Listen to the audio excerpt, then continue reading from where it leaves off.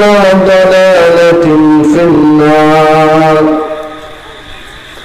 أعوذ بالله من الشيطان الرجيم. تعاونوا على البر والتقوى ولا تعاونوا على الإثم والعدوان. وقال الله تعالى في موضع آخر: من يشفع شفاعة حسنة يكن له نصيب منها ومن يشفع شفاعة سيئة يكن له كفل منها. وقال الله تعالى في موضع آخر: ما آتاكم الرسول فخذوه وما نهاكم عنه فانتهوا واتقوا الله إن الله شديد العقاب. عن ابن عباس رضي الله عنه قال: قال رسول الله صلى الله عليه وسلم: أبغض الناس إلى الله ثلاثة: ملحد في الحرام ومبتغ في الإسلام سنة الجاهلية ومبتغ دام امرئ بغير حق ليحرك دامه. رواه البخاري. وعن أبي هريرة رضي الله عنه قال: قال رسول الله صلى الله عليه وسلم: إن الله لا ينظر إلى صوركم وأموالكم ولكن ينظر إلى قلوبكم وأعمالكم. رواه مسلم. وعن أبي هريرة رضي الله عنه قال: قال رسول الله صلى الله عليه وسلم: كل أمتي يدخلون الجنة إلا من أبى. قالوا يا رسول الله ومن أبى؟ قال: من أطاعني دخل الجنة ومن عصاني فقد أبى. رواه البخاري. মাওলা জেলার অন্তর্গত সাপাহার থানাধীন কুচঙ্গুড়ি মানিকপুর হাফেজিয়া মাদ্রাসার উন্নতি কল্পে আয়োজিত অর্ধকার বিরাট ইসলামী জলসার সম্মানিত সভাপতি, প্রধান অতিথি, বিশেষ অতিথিবৃন্দ, উপস্থিত ওলামায়ে কেরাম, শ্রদ্ধেয় মুরব্বিগণ, যুবক ও তরুণ ভাইরা, পর্দার অন্তরালের মা ও ভগ্নীগণ, আমন্ত্রিত মেহমানগণ, আমি আপনাদের সামনে কোরআন মাজিদের কয়েকটি আয়াত তেলাওয়াত করেছি। রাসূলুল্লাহ সাল্লাল্লাহু আলাইহি ওয়াসাল্লামের বাণীর মধ্যে হতে কয়েকটি হাদিস উল্লেখ করেছি। এর আলোকে আজকে আমার আলোচনার বিষয় পারস্পরিক সহযোগিতা ও বর্তমান সমাজের অবস্থা। মুসলিম একজন আরেকজনকে সহযোগিতা করবেন দ্বীনি কাজে, ধর্মীয় কাজে। তো এই পারস্পরিক সহযোগিতার গুরুত্ব, ফজিলত কি, আর বর্তমান প্রেক্ষাপটটা কি, উল্লেখিত বিষয়ের উপরে কোরআন মাজিদ, সহিহ হাদিস, প্রাসঙ্গিক কিছু কথা বলে আলোচনার ইতি টানব ইনশাআল্লাহ। আমা তাওফীকি ইল্লা বিল্লাহ আলাইহি তাওয়াক্কালতু ওয়া ইলাইহি উনীব। সামনে আসতে বলেন, সামনে ফাঁকা আছে। সম্মানিত উপস্থিতি, আলোচনার প্রারম্ভে শুকরিয়া আদায় করি আল্লাহ রাব্বুল আলামিন, যিনি আপনাকে আমাকে আজকের এই দিন বৈঠকের জন্য নির্বাচন করেছেন, তাই তার শুকরিয়া আদায় করি আলহামদুলিল্লাহ। উপস্থিতি অনুযায়ী আলহামদুলিল্লাহ হয়নি, মানে অনেকেই মনে হলো যে আলহামদুলিল্লাহ বলতে নারাজ, মানে আপনারা খুব কষ্টে আছেন নাকি? শারীরিক সুস্থতা যারা এসেছেন তারা তো সুস্থ, অসুস্থরা এসেছেন কি? তো শারীরিক সুস্থতা, এই পৃথিবীতে আল্লাহর যত নিয়ামত রয়েছে তার মধ্যে যদি বলি সবচেয়ে বড় নিয়ামত মানে বাহ্যিক জীবনের জন্য, সেইটা হলো শারীরিক সুস্থতা। এর চেয়ে বড় নিয়ামত খুব কম আছে। আপনি শারীরিক সুস্থতা আল্লাহর কত বড় নিয়ামত। আপনি একটু যে কোনো বড় একটা হাসপাতালে যান, বড় একটা ক্লিনিকে যান, দিয়ে হাসপাতাল ওই ক্লিনিকের প্রত্যেকটা ওয়ার্ড ঘুরে ঘুরে দেখেন, রোগীগুলোর অবস্থা দেখেন, দেখার পরে এক জায়গায় বসে চুপ করে ভাবেন, ঠান্ডা মাথায় চিন্তা করেন যে আল্লাহ আপনাকে সুস্থ রেখেছেন, এটা কত বড় নিয়ামত। আল্লাহ সুস্থ রেখে আপনাকে আমাকে এই জায়গায় বসার সুযোগ দিয়েছেন, আর মুখ দিয়ে আলহামদুলিল্লাহ শব্দটা বের হবে, এখানেও অলসতা। আপনি চিন্তা করেছেন? আল্লাহ আমাদেরকে এই বৈঠকের জন্য কবুল করেছেন, শুকরিয়া আদায় করে আলহামদুলিল্লাহ। সম্মানিত উপস্থিতি, এইরকম একটা দিনই বৈঠকে আসতে করে খুশি না বেজার? দেখুন এইরকম একটা বৈঠকের গুরুত্ব কত, এরকম একটা বৈঠকের তাৎপর্য ফজিলত কত, এইটা যদি মানুষ অনুধাবন করতে পারত, সঠিকভাবে বুঝতে পারত, তাহলে এই প্যান্ডেলে জায়গা দেওয়া যেত না, কাউকে জায়গা দেওয়া যেত না। না হলে দেখুন, আমি আপনার কাছে একটা হাদিস পেশ করি যে আপনি চিন্তা করেন। সহিহ বুখারীর মধ্যে একটি হাদিস বর্ণিত হয়েছে, আল্লাহ রাসূল সাল্লাল্লাহু আলাইহি ওয়াসাল্লাম বলেছেন, লা গুদওয়াতুন ফি সাবিলিল্লাহ আও রাওহা খায়রুম মিনাদ দুনিয়া ওয়া মা ফিহা। একটি সকাল অথবা একটি সন্ধ্যা, সকালে বা সাঁঝে, দিনে বা রাতে আল্লাহর সন্তুষ্টির জন্য একটু সময় ব্যয় করা, খায়রুম মিনাদ দুনিয়া ওয়া মা ফিহা, এই দুনিয়া এবং দুনিয়ার মধ্যে যা কিছু রয়েছে, পৃথিবী এবং পৃথিবীর ভিতরে যা কিছু রয়েছে, সবচেয়ে গোটা পৃথিবীর সবকিছু কিছুই না এই সময়টুকুর কাছে। আজকে যে এখানে একটু সময় ব্যয় করছেন, এটা আল্লাহর সন্তুষ্টির জন্য নয় কি? যদি ইখলাস ঠিক থাকে, আন্তরিকতা যদি ঠিক থাকে, নিয়ত যদি ঠিক থাকে, তাহলে এই যে একটু সময় ব্যয় করলেন রাতের কিছু অংশ, এই সময়টুকু যদি এক পাল্লায় তুলে দেওয়া হয়, আর গোটা পৃথিবী যদি এক পাল্লায় তুলে দেওয়া হয়, গোটা পৃথিবীতে যা কিছু রয়েছে যদি এক পাল্লায় তুলে দেওয়া হয়, তো এই সময়টুকুর পাল্লা ভারী হবে। হাদিস সহিহ বুখারী। সম্মানিত উপস্থিতি, তাহলে চিন্তা করুন, এইটা যদি মানুষ বুঝতো, তাহলে এই জায়গা দেওয়া যেত কেটুকে? কোথায় জায়গা দিবে? এটুক জায়গায় হতো না, অনেক বড় প্যান্ডেলের দরকার ছিল।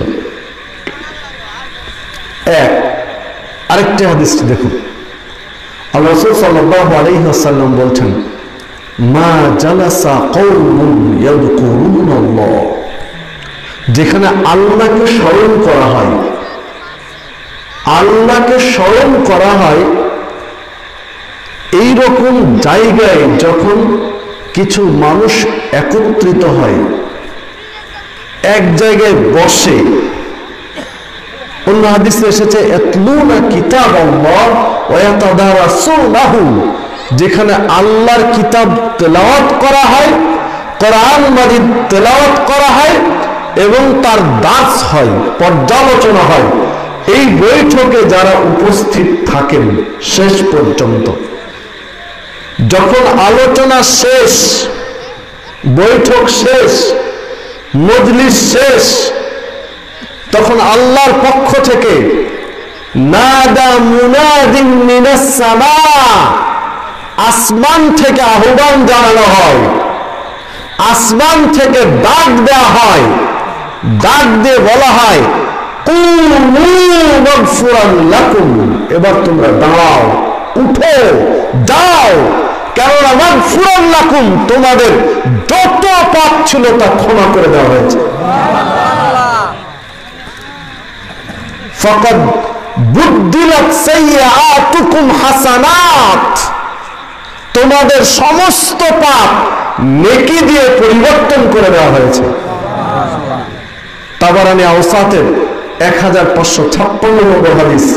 সম্মানিত উপস্থিতি, তাহলে দেখুন, ক্ষমা করার যিনি একমাত্র মালিক, যিনি কেবল ক্ষমা করতে পারেন, আর কেউ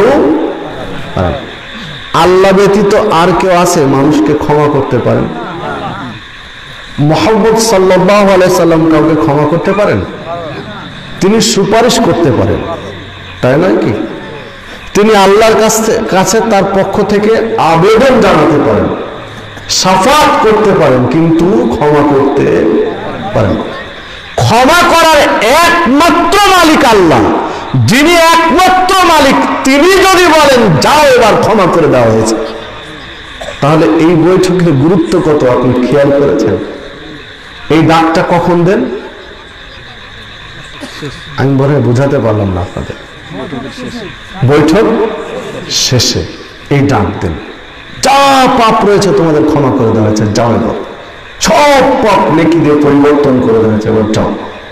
তো যিনি ক্ষমা করার মালিক, যিনি গফফার, গফুর, রহমান, রহিম, তিনি এই ডাক দেন, তাহলে এই বৈঠকের গুরুত্ব কত একটু চিন্তা করেন। তো এই গুরুত্ব বুঝলে একটু জায়গাতে তো জায়গা দেওয়া যাওয়ার কথা ছিল না। সম্মানিত উপস্থিতি, তাহলে শেষে এই আহ্বান জানানো হয়, তো শেষ পর্যন্ত থাকবেন তো ইনশাআল্লাহ? শেষ পর্যন্ত থাকবেন তো ইনশাআল্লাহ? আচ্ছা, কে কে থাকবেন একটু হাত তুলে দেখি।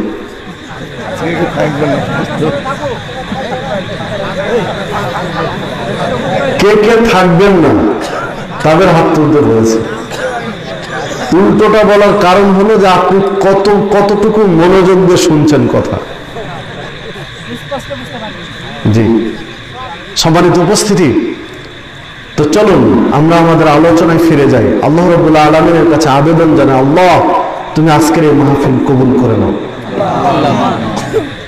আল্লাহ তুমি আজকের এই মাহফিলের বদৌলতে আমরা শেষ পর্যন্ত থাকতে চাচ্ছি, আল্লাহ তুমি আমাদের সব পাপ ক্ষমা করে দিও। আজকে মাহফিলের বদৌলতে আমাদের সব পাপ আল্লাহ তুমি নেকি দিয়ে পরিবর্তন করে দিও। আল্লাহ তুমি আজকের এই মাহফিলকে আমাদের জন্য জান্নাতে যাওয়ার ওসিলা হিসেবে কবুল করে নিও। আল্লাহ তুমি এর বিনিময়ে আমাদের সিরাতে মুস্তাকিমের উপরে চলার তৌফিক দিও। সম্মানিত উপস্থিতি, যদি একটু কষ্ট দিতে চাই, রাজি আছেন করতে?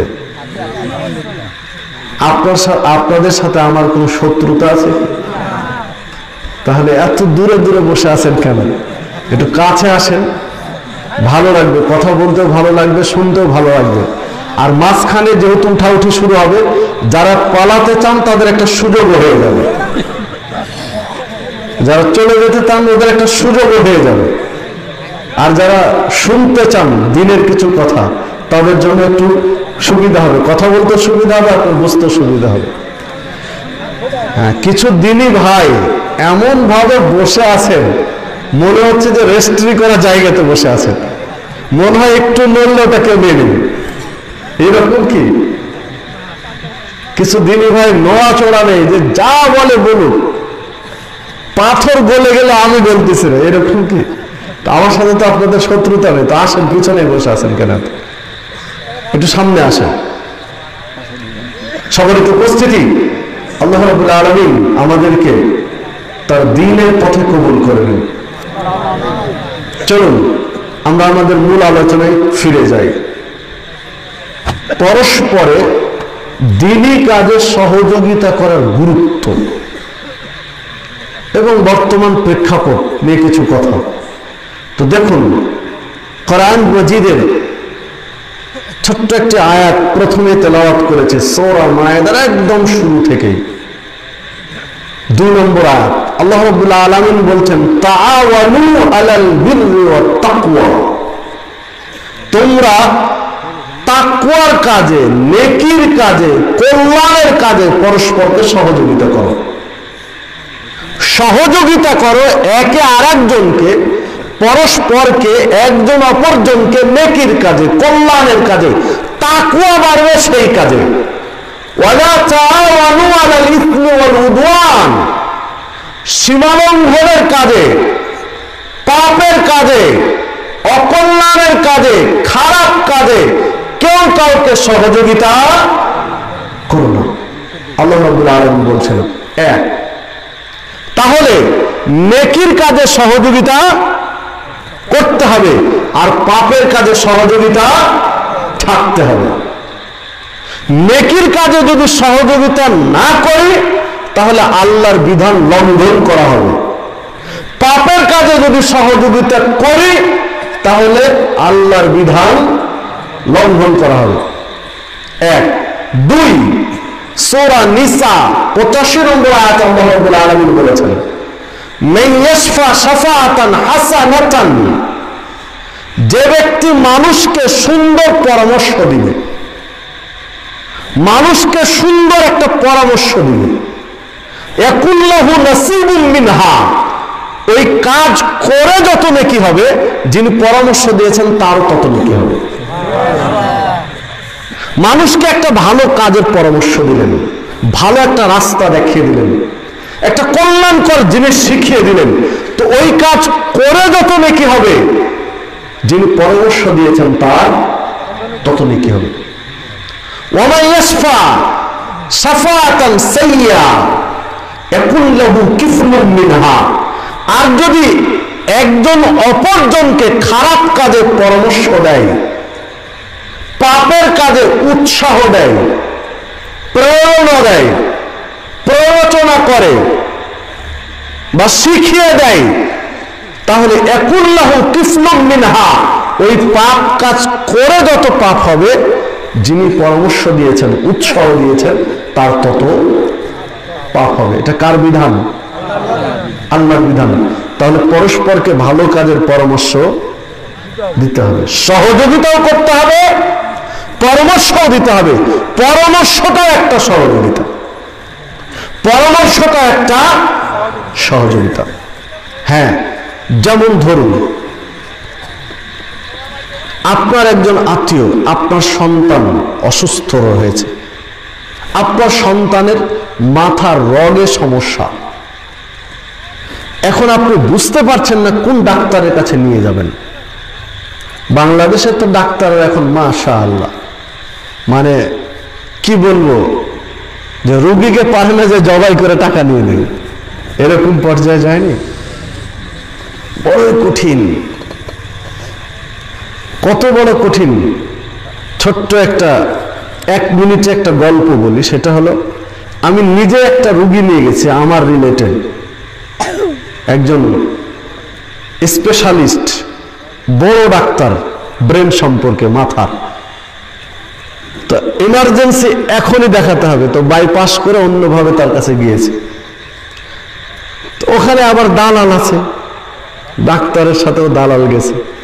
এখন ও পরামর্শ দিচ্ছে ডাক্তার, দালাল, যে অমুক জায়গাতে টেস্টগুলো করান, টেস্ট করাতে হবে। তো যখন বেরিয়ে গেছি তখন ডাক্তার নিজে আবার ফোন দিয়ে বলছে যে আপনি যা বলছি শুধু শুনেন, কোনো কথা বলেন না, যে আপনাদেরকে যেখানে নিয়ে যাচ্ছে সেখানে আপনি টেস্ট করায়েন না, ওর সাথে কন্টাক্ট আছে, কন্টাক্ট করে ওরা এসেছে, বরং আপনি বলেন যে আমি আজকে এখন টেস্ট করব না। ডাক্তার ভালো ছিল, পরিচিত ছিল, তাই জিনিসটা জানিয়ে দিন যে ওখানে টেস্ট করে না, বলেন এখন করবো না। পরে আপনি ও আরেকটা বললো যে অন্য জায়গায় আপনার যেটা ভালো লাগে সেখানে করেন, কিন্তু ওখানে গেলে আপনি বিপদে পড়বেন। মানে বিষয়টা বুঝতে পারলেন কি? মানে এখনকার চিকিৎসা জগৎ। তো এই সময় একটা ভালো পরামর্শ হলো কি? সহযোগিতা। ও টাকা লাগবে না, কিচ্ছু লাগবে না, কিন্তু কোথায় গেলে চিকিৎসাটা ভালো হবে এই পরামর্শটা অনেক বড় দাম, অনেক মূল্যবান। বরং 5,000 টাকার চেয়ে পরামর্শটার মূল্য বেশি। কারণ ভুল চিকিৎসা হলে তো বিপদ আছে, আপনি টাকা দিয়ে কি করবেন? তো যে কথা বলছিলাম, ইসলাম তো ধর্ম, এই জীবন ব্যবস্থা, যা আপনার সহযোগিতার কিছু করার নেই, একটা ভালো পরামর্শ দিবেন, এটাও সহযোগিতা। তো দেখুন, এই পরিস্থিতিতে পরস্পরের সহযোগিতা খুব প্রয়োজন, জরুরি। প্রত্যেকটা বিষয়ে, প্রত্যেকটা সেক্টরে, প্রত্যেকটা জায়গায় পারস্পরিক সহযোগিতা, কখনো বুদ্ধি দিয়ে, কখনো পরামর্শ দিয়ে, কখনো মেধা দিয়ে, কখনো অর্থ দিয়ে, কখনো শারীরিকভাবে উপস্থিত হয়ে সব মিলিয়ে সহযোগিতা প্রয়োজন। আজকের এই মাহফিল কুচন্ডী মালিপুর হাফেজে মাদ্রাসার উদ্যোগে, তাই না? কি একটা হিফজখানা শুরু হয়ে গেছে না? হবে হবে তো একটা হিফজখানা উদ্বোধন হবে বা সূচনা হবে, তা সে উপলক্ষে প্রথম মাহফিল এটি, তাই না? প্রথম মাহফিল এটি। তো দেখুন, একটা হিফজখানার গুরুত্ব কি, প্রয়োজন কি। হিফজখানা মানে এখানে কি পড়ানো হবে? কোরআন মাজিদ। একটা হিফজখানা মানে কি পড়ানো হবে? কোরআন মাজিদ। সম্মানিত উপস্থিতি, তো কোরআন মাজিদ পড়ানো হবে, এটার গুরুত্ব কতটুকু? তার আগে বলি যে আমরা যারা এখানে আছে সবাই কোরআন মাজিদ পড়া জানি কি? যদি না জানি তাহলে বিপদ আছে। এই হিফজখানা যারা জানি না পড়তে, আমার মনে হয় তাদের আরো বেশি টাকা পয়সা দিয়ে, যারা কোরআন তেলাওয়াত করা জানি না তাদের আরো বেশি করে টাকা দিয়ে সম্ভব হলে আগামীকাল থেকে স্টার্ট করা দরকার। আপনি বললেন কেন? একটু সময় দেন। সময় দিবেন তো ইনশাআল্লাহ? একটু সময় দেন, আমি সেই পথে যাচ্ছি। যে কোরআন মাজিদ তেলাওয়াত শিখা একজন মুসলিমের জন্য কতটা জরুরি, কত জরুরি কোরআন মাজিদ তেলাওয়াত শিখা একজন মুসলিমের জন্য। চলেন 1542 নম্বর হাদিস, মেশকাতের হাদিস, মুসনাদ আহমদের মধ্যে বর্ণিত হয়েছে। আর কিছু শব্দের 19-20 শব্দের একটু কম বেশি হয়ে সহিহ মুসলিম সহ আরো একাধিক গ্রন্থে হাদিস বর্ণিত হয়েছে। আপনাদের জানা একটা হাদিস আপনাদের কাছে পেশ করি। একজন মানুষ মারা গেলে কবরে কয়টা প্রশ্ন করা হবে?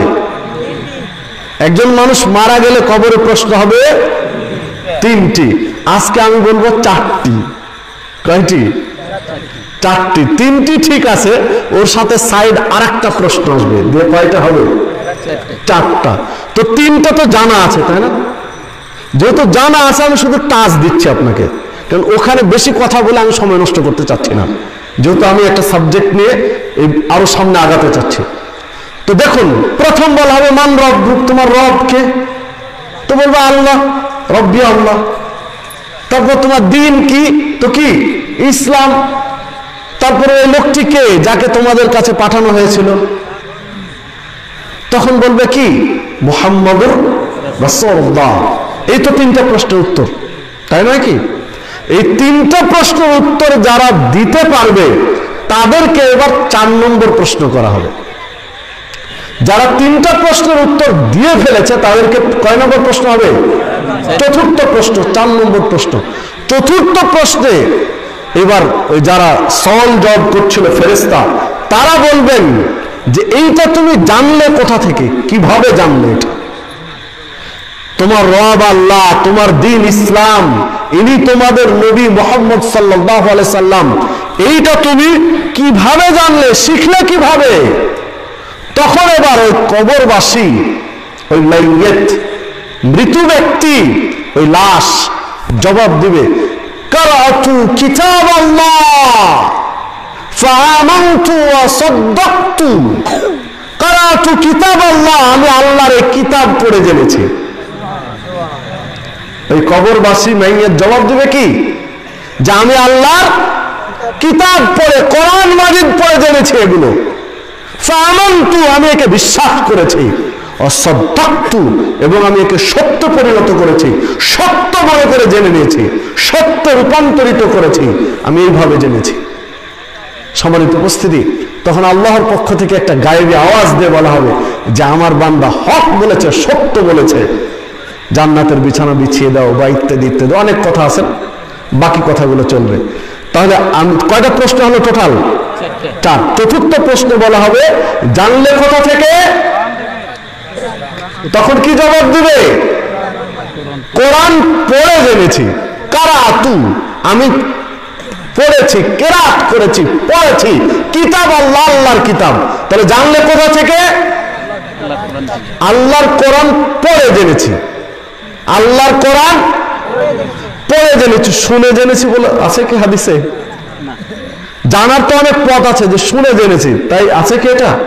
কারাতু, আমি কেরাত করেছি, আমি পড়েছি কিতাব আল্লাহ, আল্লাহর কিতাব। আল্লাহর কিতাব পড়ে জেনেছি, তাই হলো না? তাহলে বোঝা যায় এই হাদিসে যে যারা কোরআন মাজিদ তেলাওয়াত করা জানে তাদের জন্য কবরের প্রশ্নের উত্তর দেওয়া সহজ। যারা কোরআন তেলাওয়াত করা জানে তাদের জন্য কবরের প্রশ্নের উত্তর দেওয়া সহজ। কারণ কথা তো বলবে আমি কোরআন তেলাওয়াত করা জেনেছি।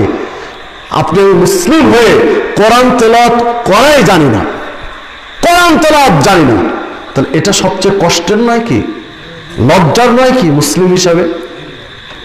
যারা কোরআন তেলাওয়াত করা জানি না, যারা কোরআন মাজিদ তেলাওয়াত করা জানি না, তাদের উচিত, সামনে রমাজান আসছে, এই রমাজানের মধ্যে যে কোনো মূল্যে কোরআন তেলাওয়াত শেখা।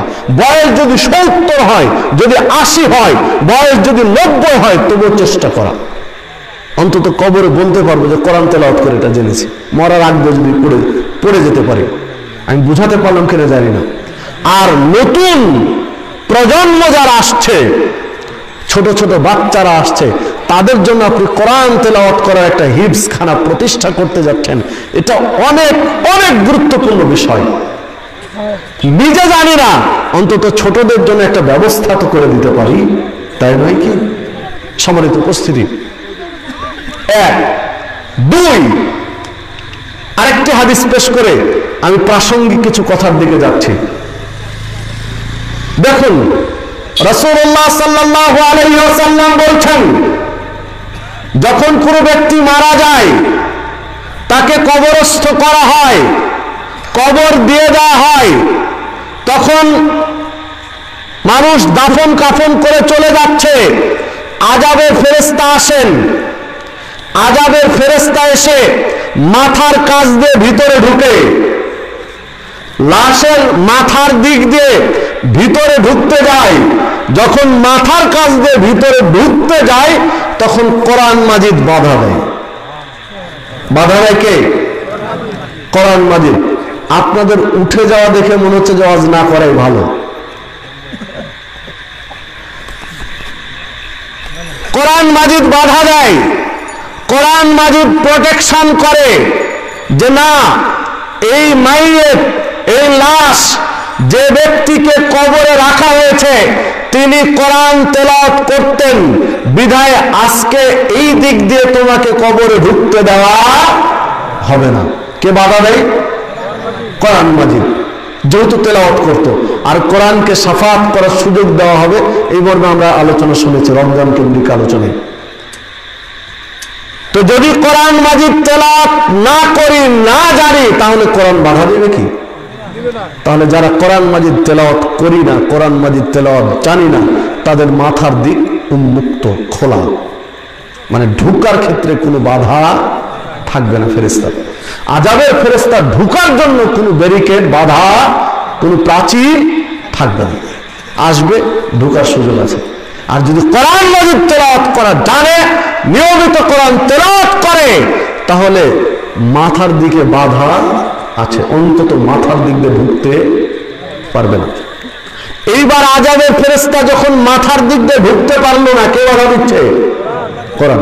তখন চলে যাবে মাঝখানে, মাঝখান দিয়ে ঢুকতে চাইবে হাতের কাছ দিয়ে। লাশ তো 7 করা থাকে হাত, তাই না? তাহলে হাতের কাছ মাঝখানে হচ্ছে না, লাশ রেখে দিয়ে মাঝখানে তো হচ্ছে। তখন এই মাঝখান দিয়ে ঢুকতে চাইবে।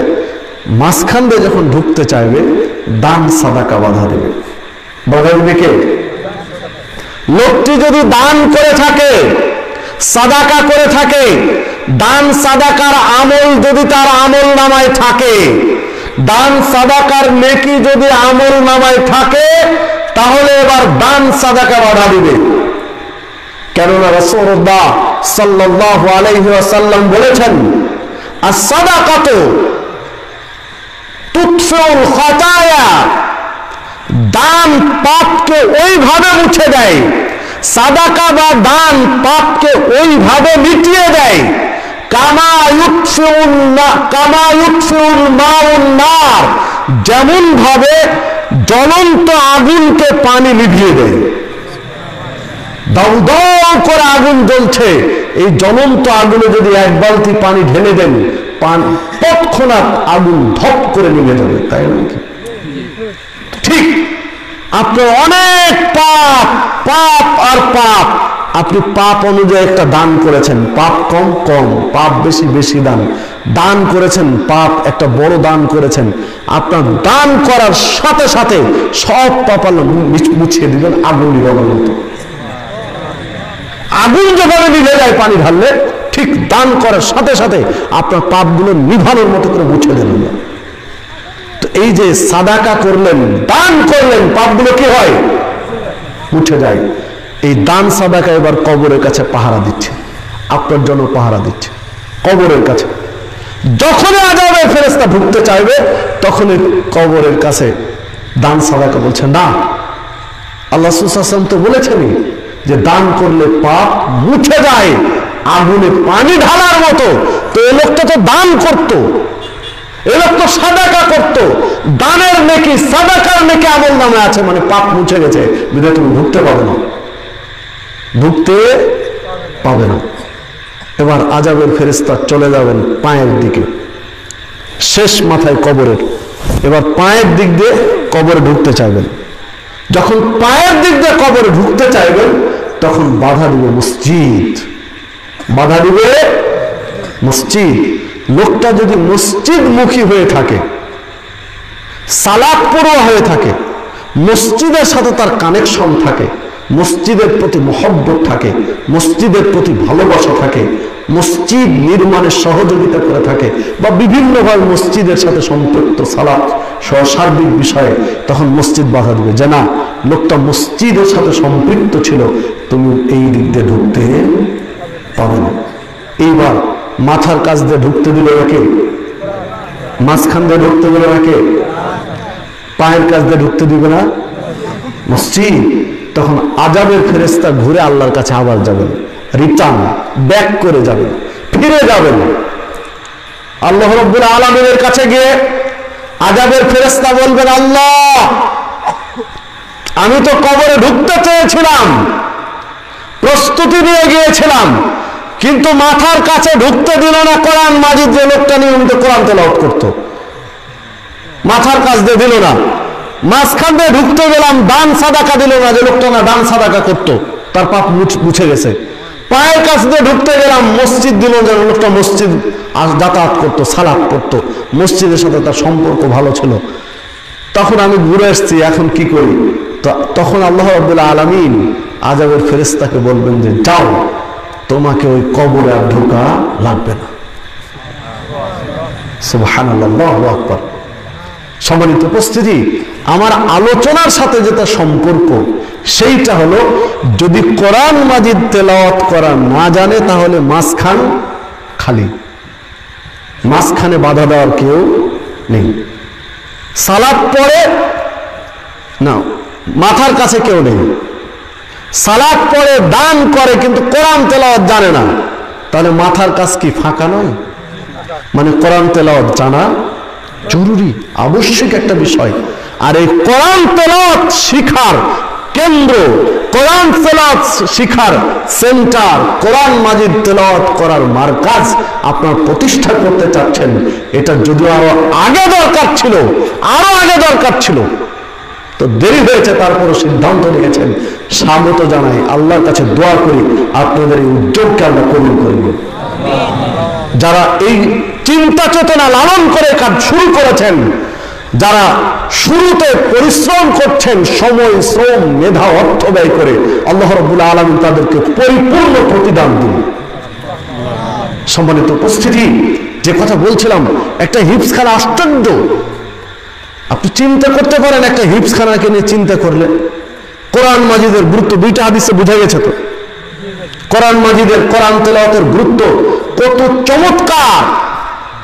আপনি যে কোনো প্রতিষ্ঠানে যান, দাওরা হাদিস মাদ্রাসায় যান, কলেজে যান, বিশ্ববিদ্যালয়ে যান, যেখানে যান, সারাক্ষণ শুধু কোরআন পড়ে না। কিন্তু আপনি একটা হিফজখানায় যান, যখনই যাবেন দেখবেন কোরআন পড়ছে ওরা। কোরআন ছাড়ার কিছু পড়ে ওখানে? একটা হিফজখানায় পড়ে কি সারাক্ষণ কোরআন মাজিদ? সকালে যান, রাতে যান, সন্ধ্যায় যান, যখনই যাবেন তারা কোরআন তেলাওয়াত করে, কোরআন মাজিদ পড়ে, আল্লাহ রাব্বুল আলামিনের কালাম তেলাওয়াত করে। বিদায় হিফজখানাগুলোর প্রতি সদয় দৃষ্টি, পারস্পরিক সহযোগিতা প্রত্যেকে রাখা উচিত এবং সর্বাত্মক চেষ্টা চালানো উচিত। এটা প্রতিষ্ঠা করতে যা প্রয়োজন তাই করা উচিত। কারণ কি করবেন, আজকে যদি মারা যান তাহলে সব ফেলে চলে যেতে হবে, সব কিছু দুনিয়া ছেড়ে চলে যেতে হবে, শুধু সাদা কাফন নিয়ে যেতে হবে, আর কিছু নয়। কার কত টাকা পয়সা, কত বিলাসী জীবন, কত অট্টালিকা, কত কিছু রয়েছে, কত কিছু রয়েছে, মারা যাওয়ার সাথে সাথে সাদা কাফন, আর কিচ্ছু নয়। একটা ভ্যান চালকে যে কাফন পরে যাচ্ছে, একটা শিল্পপতিও সেই কয়েকটা কাফন নিয়েই যাচ্ছে। অথচ দুনিয়াবী জীবনে দেখেন একটা ভ্যান চালক ঠিক মতো কাঁথাটাও তার বাড়িতে দিয়ে, ঠিক মতো কাঁথাও নেই। আর একটা শিল্পপতির বাড়ির বিছানা দেখে আপনি আশ্চর্য হয়ে যাবেন। তার ঘরে বেডরুমে যে সাজ সরঞ্জাম আছে ওই সবগুলো বিক্রি করে দিয়ে একটা ভ্যান চালকের বাড়ি বানানো যাবে। ভুল বললাম কি? আপনি আশ্চর্য হবেন। গল্পের জন্য না, ছোট্ট একটা কথা বলি, যে একটা ডাইনিং টেবিলের দাম যদি হয় 12 লাখ টাকা, ডাইনিং টেবিল নিয়ে এসেছেন ভদ্রলোক, তার দাম হলো 12 লাখ টাকা ডাইনিং টেবিল। তাহলে আপনি চিন্তা করেন ওই ডাইনিং টেবিল বিক্রি করে একটা ভ্যান চালকের কয়টা বাড়ি হবে? আপনি হিসাব করেছেন? গোটা রুমের আসবাবপত্রের কথা আমি বলছেন, একটা ডাইনিং টেবিল বিক্রি করে ভ্যান চালকের কয়েকটা বাড়ি বানানো যাবে। কিন্তু যখন মারা যাবে, মৃত্যুবরণ করবে, তখন ভ্যান চালকেরও সাদা কাফন, যে কয়েকটা কাপড়, ওই শিল্পপতিরও তাই। সম্মানিত উপস্থিতি, আল্লাহ রহম করুন আপনার আমার সকলের উপরে। হ্যাঁ, তবে আমি কেউ 12 লাখ টাকা ডাইনিং টেবিল কিনলে আমি তাকে মানে তুচ্ছ করছি না। যদি আল্লাহ তাকে সেই সামর্থ্য দিবেন, করবেন, সমস্যা নয়। আল্লাহ যাকে যেই রকম সামর্থ্য দিয়েছেন তাকে সেইভাবে চলার সুযোগ দিয়েছেন। যাকে সামর্থ্য দিয়েছেন তার খরচ করা উচিত, না হলে সে হবে কৃপণ। সামর্থ্যবান ব্যক্তি যদি সেই মতো খরচ না করে তাহলে সে হবে কৃপণ। বিধায় সামর্থ্যবান ব্যক্তি খরচ করবেন। আবার যদি ভ্যান চালক টাকা পয়সা নেই, অনেক বেশি খরচ করে, তখন সে হবে অহংকারী। সে কি? অপব্যয়কারী, অপচয়কারী। কারণ তার নেই, এত বড় স্বপ্ন তাকে কে দেখতে বলেছে? মানে সাধ্য অনুযায়ী, তার ইনকাম অনুযায়ী, তার টাকা পয়সার সাথে ব্যালেন্স রেখে তাকে খরচ করতে হবে। এর নাম হচ্ছে ইসলাম। তো যে কথা বলছিলাম, যে দেখুন এই সকল দিনী প্রতিষ্ঠানের প্রতি সর্বাত্মক খেয়াল রাখা পরে প্রয়োজন। আপনি আমি যদিও মূল্যায়ন করতে না পারি, নাক ছিটকায় বা তুচ্ছ তাচ্ছিল্য করি, হেয় প্রতিপন্ন করি, উপহাস করি, এই ছোট ছোট বাচ্চাগুলোকে নিয়ে যারা হিফজখানায় পড়ে, মাদ্রাসায় পড়ে, কোরআন তেলাওয়াত করে, এদেরকে আমরা উপহাস করি, ঠাট্টা করি, কিন্তু এটা চরম বেয়াদবি ইসলামের সাথে। আপনি হিসাব করেছেন যে ছোট বাচ্চাটাকে আপনি টিটকারি করছেন, মশকরা করছেন, উপহাস করছেন, ঠাট্টা করছেন। ছোট বাচ্চাটা যাচ্ছে ভেঙচি, মুখ বাঁকা করে দুটা কথা বলছেন, ওর বক্ষে, ওর সিনার মধ্যে কি আছে? আল্লাহর কালাম, কোরআন মাজিদের কথাগুলো কার? সরাসরি আল্লাহর। আল্লাহর কালাম তার সিনায়, তার বক্ষে ধরে আছে। আপনি হতে পারেন একজন ইঞ্জিনিয়ার, হতে পারেন একজন ডাক্তার, হতে পারেন একজন ব্যারিস্টার, হতে পারেন একজন জাজ, আরো কিছু। হ্যাঁ, আপনি বিশাল বিশাল আইনের বই পড়ে রেখেছেন, বিশাল বিশাল ল সম্পর্কিত বই পুস্তক ভর্তি করে রেখেছেন পেটের মধ্যে। আপনি মানুষের চিন্তাধারা, মগজ প্রসূত মানুষের মগজ থেকে বের হওয়া জিনিস পেটের মধ্যে রেখেছেন। আর ও রেখেছে কি? আল্লাহর কালাম। উপহাস তো আপনাকে করবে, আপনি ওকে করতে গেলেন কেন? মাদ্রাসায় পড়ে তাই, হিফজখানায় পড়ে তাই।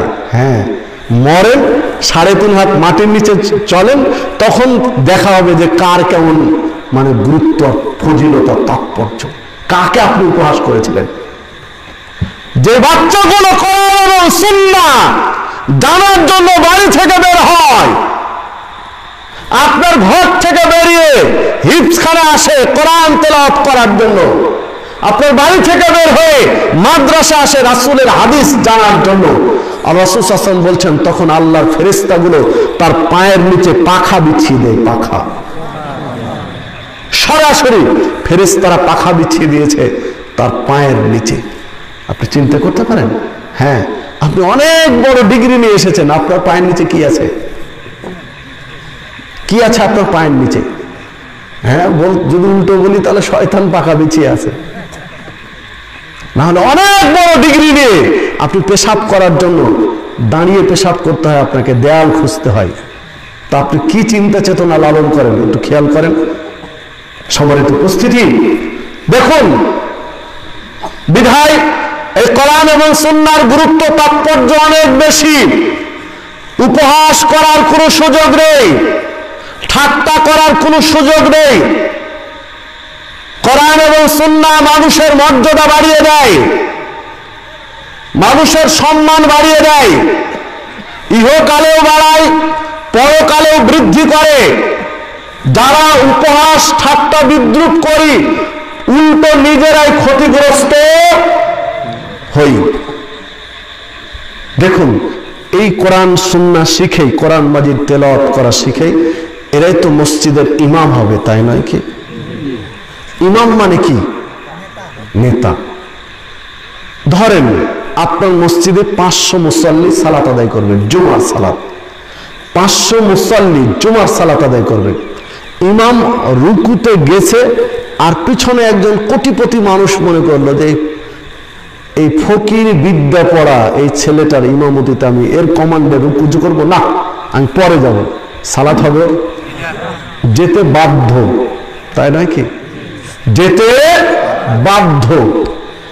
উনি যখন রুকুতে যাবেন, যখন সিজদায় যাবেন, যখন সালাত শুরু করবেন, যখন শেষ করবেন, প্রত্যেকটা ধাপে তাকে অনুসরণ করতে বাধ্য।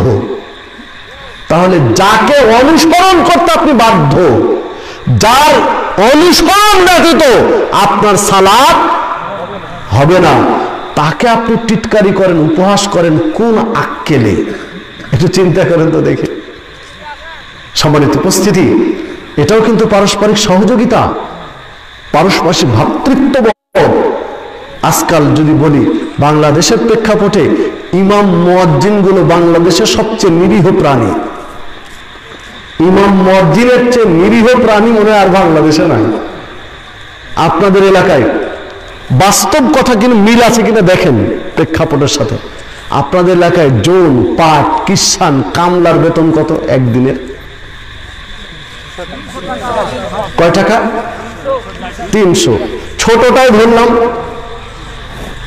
একজন কামলা পাটের বেতন হলো, পাট নাকি বলেন, একটা পাটের বেতন হলো 300 টাকা। এটা হলো সবচেয়ে কম। তো 300 টাকা যদি দিন হয়, তাহলে ওর মাসে কত টাকা আসবে? মাসে 9000। আমার বিশ্বাসে ভুল হতে পারে, আমার বিশ্বাস আপনাদের এই গ্রামে যতগুলো ইমাম আছে কারো বেতন মনে হয় 9000 নয়, কারো বেতন মনে হয় 9000 নয়। ইমাম, মুয়াজ্জিন, খাদেম সবার বেতন মিলে মনে হয় 9 হতে পারে।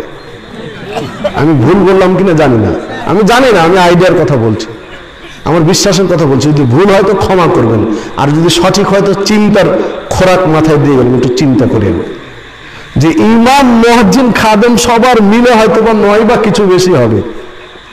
কোন ইমামের বেতন আপনার গ্রামে 9,000 টাকা নেই, তাহলে ইমামকে আপনি মর্যাদায় রেখেছেন পাট কিষানের চেয়ে কম, একটা পাঠের চেয়ে কম বেতনে পুষছেন ইমামকে।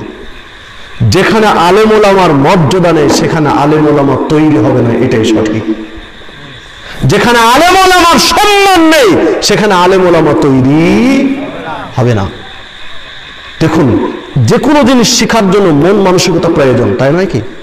একটা মন মানসিকতা, যদি আন্তরিকভাবে আমি এটা শিখতে না চাই, কেউ আছে শিখিয়ে দিতে পারবে? ছাত্র একটা জিনিস শিখতে চায় না, টিচার বাধ্য করে শেখাতে পারবে? এটাকে এই জিনিস যে শরবত করে গুলে খাওয়াবে বাধ্য করে আর হয়ে যাবে খাওয়া, এটাকে এই জিনিস? ছাত্র যদি শিখতে না চায় কোনোদিন ওস্তাদ শিখাতে পারবে না। ছাত্র আন্তরিকতা লাগবে, ছাত্রের আন্তরিকতা আবশ্যিক। তো যেখানে আলেম ওলামার মর্যাদা নেই, সম্মান নেই, কদর নেই, ওই সমাজে আলেম ওলামা তৈরি হবে না। কারণ হলো ওই ছাত্র তো দেখবে যে এখানে ইমাম, মুয়াজ্জিন, খাদেম বা আলেম ওলামার সম্মান কতটুকু, কি পর্যায়ে। দেখে ছোট ছোট বাচ্চা 7 বছর, 8 বছর, 10 বছর, 15 বছরের বাচ্চা যদি দেখে যে এই মসজিদের ইমাম সাহেবকে একজন বিড়িখোর ধমকাচ্ছে, মসজিদের ইমামকে, তখন ওর স্বাদ জাগবে যে আমি ইমাম হই? ও মনে করবে এই বিদ্যা শিখে কি করবো, একটা বিড়িখোর আমাকে ধমক দেবে, দরকার নেই, ওর মনেই চাইবে না এটা, কারণ ওর সম্মান নেই। হজ তো আপনার এলাকায় কেউ না কেউ করেছে, তাই না? হজ করা, উমরা করা মানুষ আছে না? যারা হজ করা, উমরা করা মানুষ আছেন তাদের একটু দৃষ্টি আকর্ষণ করছে যে একটু কল্পনার জগতে চলেন। যারা হজ উমরায় কাবার ইমামদেরকে দেখেছেন যে কাবার ইমামরা কিভাবে যান আর কিভাবে আসেন, আমার বিশ্বাস এমন কোন পিতামাতা নেই পৃথিবীতে যার স্বাদ জাগে না যে আমার ছেলেটা যদি এখানে হতো। প্রত্যেক পিতামাতাই স্বপ্ন দেখে আফসোস করে যে কি সম্মান আর কি মর্যাদা যদি আমার ছেলেটা এরকম সম্মানী হতো। স্বাদ জাগে না? এটা জাগে কিসের জন্য? তার সম্মান দেখে, মানে ওখানে সম্মান আছে, এই স্বাদ জাগে। ওই ছোট বাচ্চাটাও দেখে তারও মনে একটা স্বপ্ন জাগে যে আমাকে এইরকম হতে হবে। এই স্বপ্ন তাকে এগিয়ে দেয়, এই স্বপ্ন তাকে পূরণ করার জন্য আহ্বান জানায়। তাহলে আলেম ওলামার সম্মান মর্যাদা থাকলে সেখানে আলেম ওলামা তৈরি হবে, আর মর্যাদা না থাকলে তৈরি হবে না। বিদায় ইমাম, মুয়াজ্জিন, খাদেম থেকে শুরু করে যারা সময় আলেম ওলামা থাকবেন তাদের সম্মানের দৃষ্টিতে দেখা উচিত। আর এইটা দেখার জন্য আপনার আমার এই মাদ্রাসাগুলোর প্রতি সুদৃষ্টি, সহযোগিতা দৃষ্টি প্রয়োজন, সহযোগিতা প্রয়োজন। তাহলে আলেম ওলামার মর্যাদা বাড়বে, আলেম ওলামা সমাজে তৈরি হবে। বাংলাদেশের প্রেক্ষাপট খুঁজেন, প্রেক্ষাপট ইতিহাস পর্যালোচনা করেন। আপনার এলাকায়, আপনার সাপাহার থানা আপনি জরিপ করে আমাকে বলেন, আপনি জরিপ করে সমাজের কাছে তুলে ধরেন। সাপাহারে যারা ধর্ষণ করে, যারা ব্যভিচার করে, 100 জন ব্যভিচারী, 100 জন ধর্ষক জরিপ করেন, যে দেখেন তো তাদের ব্যাকগ্রাউন্ড দেখেন যে কয়জন মাদ্রাসা শিক্ষিত আর কয়জন জেনারেল শিক্ষিত। আমি বলবো না যে মাদ্রাসা শিক্ষিত এরা দুধে ধোয়া, এরা কেউ ব্যভিচার করে না, আমি কথা বলবো না, কারণ এরা কিন্তু মানুষ। কোরআন মুখস্থ করেছে বা হাদিস পড়েছে তাই বলে কি এরা মানুষ নয়? জৈবিক চাহিদা তো ওদেরও আছে, কিন্তু পার্সেন্টেজটা দেখেন। আমার বিশ্বাস পার্সেন্টেজ একবারে কমে যাবে, একবারে দৃঢ় কোঠায় নেমে আসবে, তুলনামূলক একবারে কম হবে। হবে না কথা নয়, হবে, কারণ মানুষ তো, কিন্তু পরিমাণ একবার কম হবে। তাহলে আপনি কি করে মাদ্রাসা শিক্ষাকে বা এই ব্যবস্থাপনাকে আপনি মানে ন্যারো মানসিকতায় বা ভুরু কুচকে দেখবেন কিভাবে?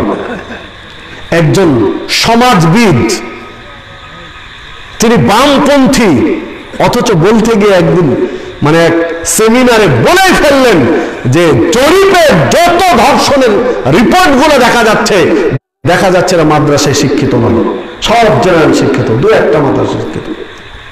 একজন বামপন্থী স্কলার বলতে এক পর্যায়ে বাধ্য হলেন। বিদায় আপনাকে আমাকে এই শিক্ষা ব্যবস্থাগুলো আরো শক্তিশালী, মজবুত করতে হবে, পরস্পরকে সহযোগিতা করতে হবে। পাপের কাজে, সীমা লঙ্ঘনের কাজে সহযোগিতা প্রয়োজন নেই, অথচ সমাজ ব্যবস্থা পাপের কাজে, সীমা লঙ্ঘনের কাজে সহযোগিতা সহযোগিতা করে, নেকির কাজে কম করে। ভুল বললাম কি? পাপের কাজে সহযোগিতার অভাব নেই। পাপের কাজ বলতে সমাজ কুড়ে কুড়ে খাচ্ছে, সমাজে কত ধরনের পাপ তার হিসাব নেই। সমাজে শিরিক আছে, শিরিক নেই? শিরিক আছে না? শিরিক হলো আল্লাহর যে শক্তি, পাওয়ার, ক্ষমতা, এইগুলো যদি কোনো ব্যক্তি বা বস্তুর মধ্যে আছে, কাজে অথবা মুখে প্রমাণ করে বা স্বীকার করে, তাহলে হচ্ছে শিরিক। তো শিরিকি ব্যবস্থাপনা নেই সমাজে, শিরিক নেই। তাবিজ ব্যবহার করা কি শিরক? মান হারাফা বিগাইরিল্লাহ মান আল্লাকা তামিমাতান ফাকাদ আশরাকা। যে ব্যক্তি তাবিজ ঝুলালো ওই ব্যক্তি শিরিক করলো। তাবিজ ঝুলালে কি হবে? শিরিক হবে। মুসনাদ আহমদের হাদিস। তাবিজ ঝুলানোর কারণে যদি রোগ ভালো হয়ে যায় তাহলে শিরিক হবে না ভালো চলবে? শিরিক হবে। শুকুরের গোশত হালাল না হারাম? ক্ষুধা লেগেছে প্রচন্ড, অন্যান্য খাবার আছে, শুকুরের গোশত আছে, তো শুকুরের গোশত খেলে পেট ভরবে না? ভরবে না? পেট ভরে যাবে। তো শুকুরের গোশতকে যেহেতু পেট ভরে যাবে তাহলে হালাল নাকি? খাদ্য খাই ক্ষুধা দূর করার জন্য, তো শুকুরের গোশত খেয়ে ক্ষুধা দূর হয়ে গেছে তাহলে হালাল? ক্ষুধা দূর হলেও হারাম আর না হলেও হারাম। ক্ষুধা দূর হলেও হারাম, না হলেও হারাম। তাবিজ ব্যবহার করে রোগ ভালো হলেও শিরিক, না হলেও শিরিক। আমি বুঝাতে পারলাম কিনা জানি না। তো সমাজে শিরিক আছে, সমাজে শিরিক আছে। এক, শিরকের কাজে সহযোগিতা করছে। আলেম ওলামা যদি তাবিজ লিখে দেয় তবুও শিরক। আলেম ওলামা যদি তাবিজের ব্যবসা করে তবুও শিরক। শিরক আছে না সমাজে? দেখেন, এদের সহযোগিতার লোকের অভাব নেই। বাংলাদেশে যত মাজার রয়েছে, এই মাজার কেন্দ্রিক যা ইবাদত হয়, মাজার কেন্দ্রিক যে আমলগুলো হয়, সবগুলো শিরক। আর আপনি হিসাব মিলাতে পারবেন না যে সব মাজারে কি পরিমাণ সহযোগিতা করে মানুষ, আপনার হিসাবে কুলাবে না কি পরিমাণ সহযোগিতা করে মাজারগুলোতে। লক্ষ লক্ষ টাকা নয়, কোটি কোটি টাকা সহযোগিতা করে।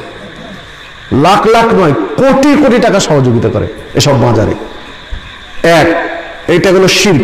যদি বেদাতের ক্ষেত্রে আসি, তাহলে সমাজে অসংখ্য বিদাত আছে, আর এই বিদাতীদেরকে সহযোগিতা করছে হাজার হাজার মানুষ। দেখুন, শিরক এবং বিদাত আপনার আমার আমলকে শেষ করে দিবে। আমল নামায় যদি শিরক থাকে অথবা বিদাত থাকে, তাহলে পরকালে নাজাত পাওয়া খুব কঠিন, সম্ভব হবে না পরকালে। বিদাত হলো রাসূল সাল্লাল্লাহু আলাইহি ওয়াসাল্লাম করেননি, খোলাফায়ে রাশেদিন করেননি, অথচ আপনি আমি নেকির আশাই করি, এইগুলো কি বিদাত। উদাহরণ দিয়ে দিই একটা, কষ্ট না পেলে। তাবিজ ব্যবহার করে না, তাবিজ তাসবি দানে তাসবি গুনে গুনে না, আপনাদের এলাকায় যদি না থাকে ভালো, আর থাকলে একটু হিসাব করেন। তাসবি দানা দিয়ে তাসবি গুনা হলো বিদাত। তাসবি দানা দিয়ে তাসবি গণনা করা বিদাত। সুন্নাত হলো হাতের আঙ্গুলে তাসবি গোনা। সুন্নাত হলো কি? হাতের আঙ্গুলে তাসবি গণনা করা। আল্লাহ রাসূল সাল্লাল্লাহু আলাইহি ওয়াসাল্লাম বলছেন ডান হাতের আঙ্গুলে তাসবি গণনা করতে। তো হাতের আঙ্গুলে তাসবি গণনা করলে এই হাতের আঙ্গুলগুলো, এই গিরাগুলো, আঙ্গুলের গিরাগুলো বিচারের মাঠে তার পক্ষে সাফাত করবে, সুপারিশ করবে, সাক্ষী দিবে। হাতের আঙ্গুলগুলো বিচারের মাঠে, হাসরের ময়দানে তার পক্ষ থেকে সাক্ষী দিবে। সুবহানাল্লাহ, আলহামদুলিল্লাহ, আল্লাহু আকবার। এই যে তাসবিহগুলো বলেছে হাতের আঙ্গুলে, এই আঙ্গুলগুলো বিচারের মাঠে সাক্ষী দিবে, কথা বলবে তার পক্ষ থেকে। তাসবি দানা দিয়ে তাসবি গুনলে তাসবি দানা কথা বলবে, কোনো প্রমাণ নেই। আল্লাহ রাসূল সাল্লাল্লাহু আলাইহি ওয়াসাল্লাম কোনোদিন করেননি, সাহাবায়ে কেরাম কোনোদিন করেননি, খোলাফায়ে রাশেদিন কোনোদিন করেননি। আল্লাহ রাসূল সাল্লাল্লাহু আলাইহি ওয়াসাল্লাম বলছেন, ফাআলাইকুম বিসুন্নতি ওয়া সুন্নাতিল খুলাফায়ে রাশিদিন আল মাহদিয়িন। তোমরা আমার সুন্নাত এবং খোলাফায়ে রাশিদিনের সুন্নাতকে সামনের মাড়ির দাঁত দিয়ে আঁকড়িয়ে ধরো মজবুত করে। তাহলে আপনাকে আমাকে শরীয়ত নিতে হবে রাসূলের কাছ থেকে এবং 4 খলিফার কাছ থেকে। আল্লাহ রাব্বুল আলামিন কোরআন মাজিদের মধ্যে বলছেন, মা তাকুমুর রাসূল ফাখুদুহু, রাসূল যা দেন ওইটা গ্রহণ করো, আর তিনি যা নিষেধ করেন ছেড়ে দাও। ওয়াত্তাকুল্লাহ, আল্লাহকে ভয় করো। ইন্নাল্লাহা শাদীদুল ইকাব, আল্লাহ শাস্তিদান অত্যন্ত কঠোর। রাসূল যেটা দেন ওইটা গ্রহণ করতে হবে, তিনি নিষেধ করেন সেটা ছেড়ে দিতে হবে। তো রাসূল কি দিলেন? তাসবিহ দানায় তাসবিহ গুনা না হাতের আঙ্গুলে? তাহলে তাসবিহ দানায় তাসবিহ না হাতের আঙ্গুলে? হাতের আঙ্গুলে তাসবিহ গুনা সুন্নাত, আর তাসবিহ দানায় তাসবিহ গুনা বিদআত। হ্যাঁ, অনেকেই বলবেন যে মুরব্বী হয়ে গেছে, বয়স বেশি হয়ে গেছে, ভুল হয়ে যায় গুনতে, 33 না 34 না 35 মনে থাকে না, এই জন্য তাসবিহ দানা দেয় তাসবিহ গুনছি। তো সাহাবীরা কেউ মুরব্বী ছিলেন না? সাহাবীরা মুরব্বী হননি? তাহলে আপনি কেন চিন্তা করতে গেলেন? হ্যাঁ, বয়স বেশি হওয়ার কারণে কারো যদি হাতের আঙ্গুলে গুনতে গিয়ে ভুল হয়ে যায় তবুও নেকি ঠিকই পাবেন। কেননা আল্লাহ তো ভালোই জানেন যে ওই লোকটার এখন বয়স হয়ে গেছে, মাথার মেমোরি শর্ট, এখন জানেন না আল্লাহ? তাহলে আপনি তাসবিহ দানা গুনতে গেলেন কেন? সম্মানিত উপস্থিতি, কত রকমের বিদআত আছে সমাজে, তার হিসাব নেই। আর এই বিদআতীদেরকে সহযোগিতা করার লোকের অভাব নেই। মৃত্যু কেন্দ্রিক কত বিদআত রয়েছে, মরা মানুষকে কেন্দ্র করে কত বিদআত রয়েছে তা হিসাবের বাইরে। একজন মৃত ব্যক্তি মরে যাচ্ছে, যায় জীবন যায় অবস্থা, তখন মুরব্বীরা বলছে নিয়ে আসো কোরআন মাজিদ, নিয়ে আসো কোরআন, সূরা ইয়াসিন পাঠ করো। আছে না সমাজে? যে মুমূর্ষ ব্যক্তির কাছে সূরা ইয়াসিন পাঠ করে, এটা সুন্নাত নয় বরং বিদআত।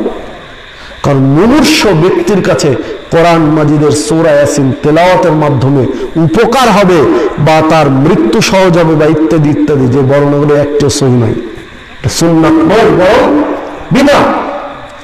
দেখুন, মুমূর্ষ ব্যক্তি মারা গেছে, তাকে ঢাকার জন্য যে সাদা কাপড়টা তৈরি করা আছে, ওখানে আবার আয়াতুল কুরসি লেখা আছে বা কালেমা লেখা আছে, কালেমায়ে শাহাদাত নেই। যদি থাকে এরকম কোনো কাপড় উপরে, তাহলে ওটা পুড়িয়ে দিবেন, ওটা পুড়িয়ে ফেলে দিবেন। আপনি লিখতে গেলেন কেন? লাশ ঢাকা কাপড়ে ওই সাদা কাপড়টাই কালামে শাহাদাত লিখার অধিকার আপনাকে কে দিল? কারণ মানুষ তো নেকির আশায় তো এগুলো করে, বা ভালো মনে করে তো করে, ভালো মনে করে করতে করে এগুলো সুযোগ নেই। লাশ ঢাকার কাপড়ে আপনি কোরআন মাজিদের আয়াত লিখে দিলেন, না, এটা চলবে না, এগুলো বিদআত। সম্মানিত উপস্থিতি, দেখুন কত ধরনের বিদআত সমাজে চালু আছে, তা হিসাব নেই। এটা তো সাপাহার থানা, তাই না? সাপাহার থানায় আপনার এলাকায় আমি ধরে নিলাম নেই, যদি না থাকে আলহামদুলিল্লাহ, থাকলে চিন্তা করবেন, বাদ দেবেন। সাপাহার থানায় একটা লাশ দাফনে আমি এসেছিলাম, আমার নিজের কথা বলছি, শোনা কথা না। সাপাহার থানার কোনো একটা জায়গা, আমি গ্রাম ট্রাম বলছি না, কোনো একটা জায়গায় লাশ দাফন করতে এসেছিলাম। তো দেখছি এদিকে লাশ ধুয়ে মুছা এদিকে চলছে, আর একদিকে রান্না বান্না চলছে বিয়ে বাড়ির মতো, বিয়ে বাড়ির মতো রান্না বান্না চলছে। মানে রান্না বান্না বিয়ে বাড়ি বলতে যে বড় বড় ডেকচি আছে না, বড় বড় ডেকচিতে রান্না বান্না চলছে। আমি বললাম যে এটা কিসের? বলছে ওই যে ওই যারা দূর দূরান্ত থেকে আসবে বিভিন্ন লোকজন, তাদের খাওয়ার ব্যবস্থা। তা আমি ওনাদেরকে বলছি, যাক আলহামদুলিল্লাহ, আপনাদের দিকে সুন্দর একটা সুন্নাত চালু আছে যে এলাকার মানুষ টাকা পয়সা তুলে, পাড়া প্রতিবেশীরা সব টাকা পয়সা তুলে বিদেশিরা বা দূর থেকে আসা মানুষদের খাওয়ার ব্যবস্থা করেছেন। তখন বলছে না না না, এলাকার মানুষের না তো কার?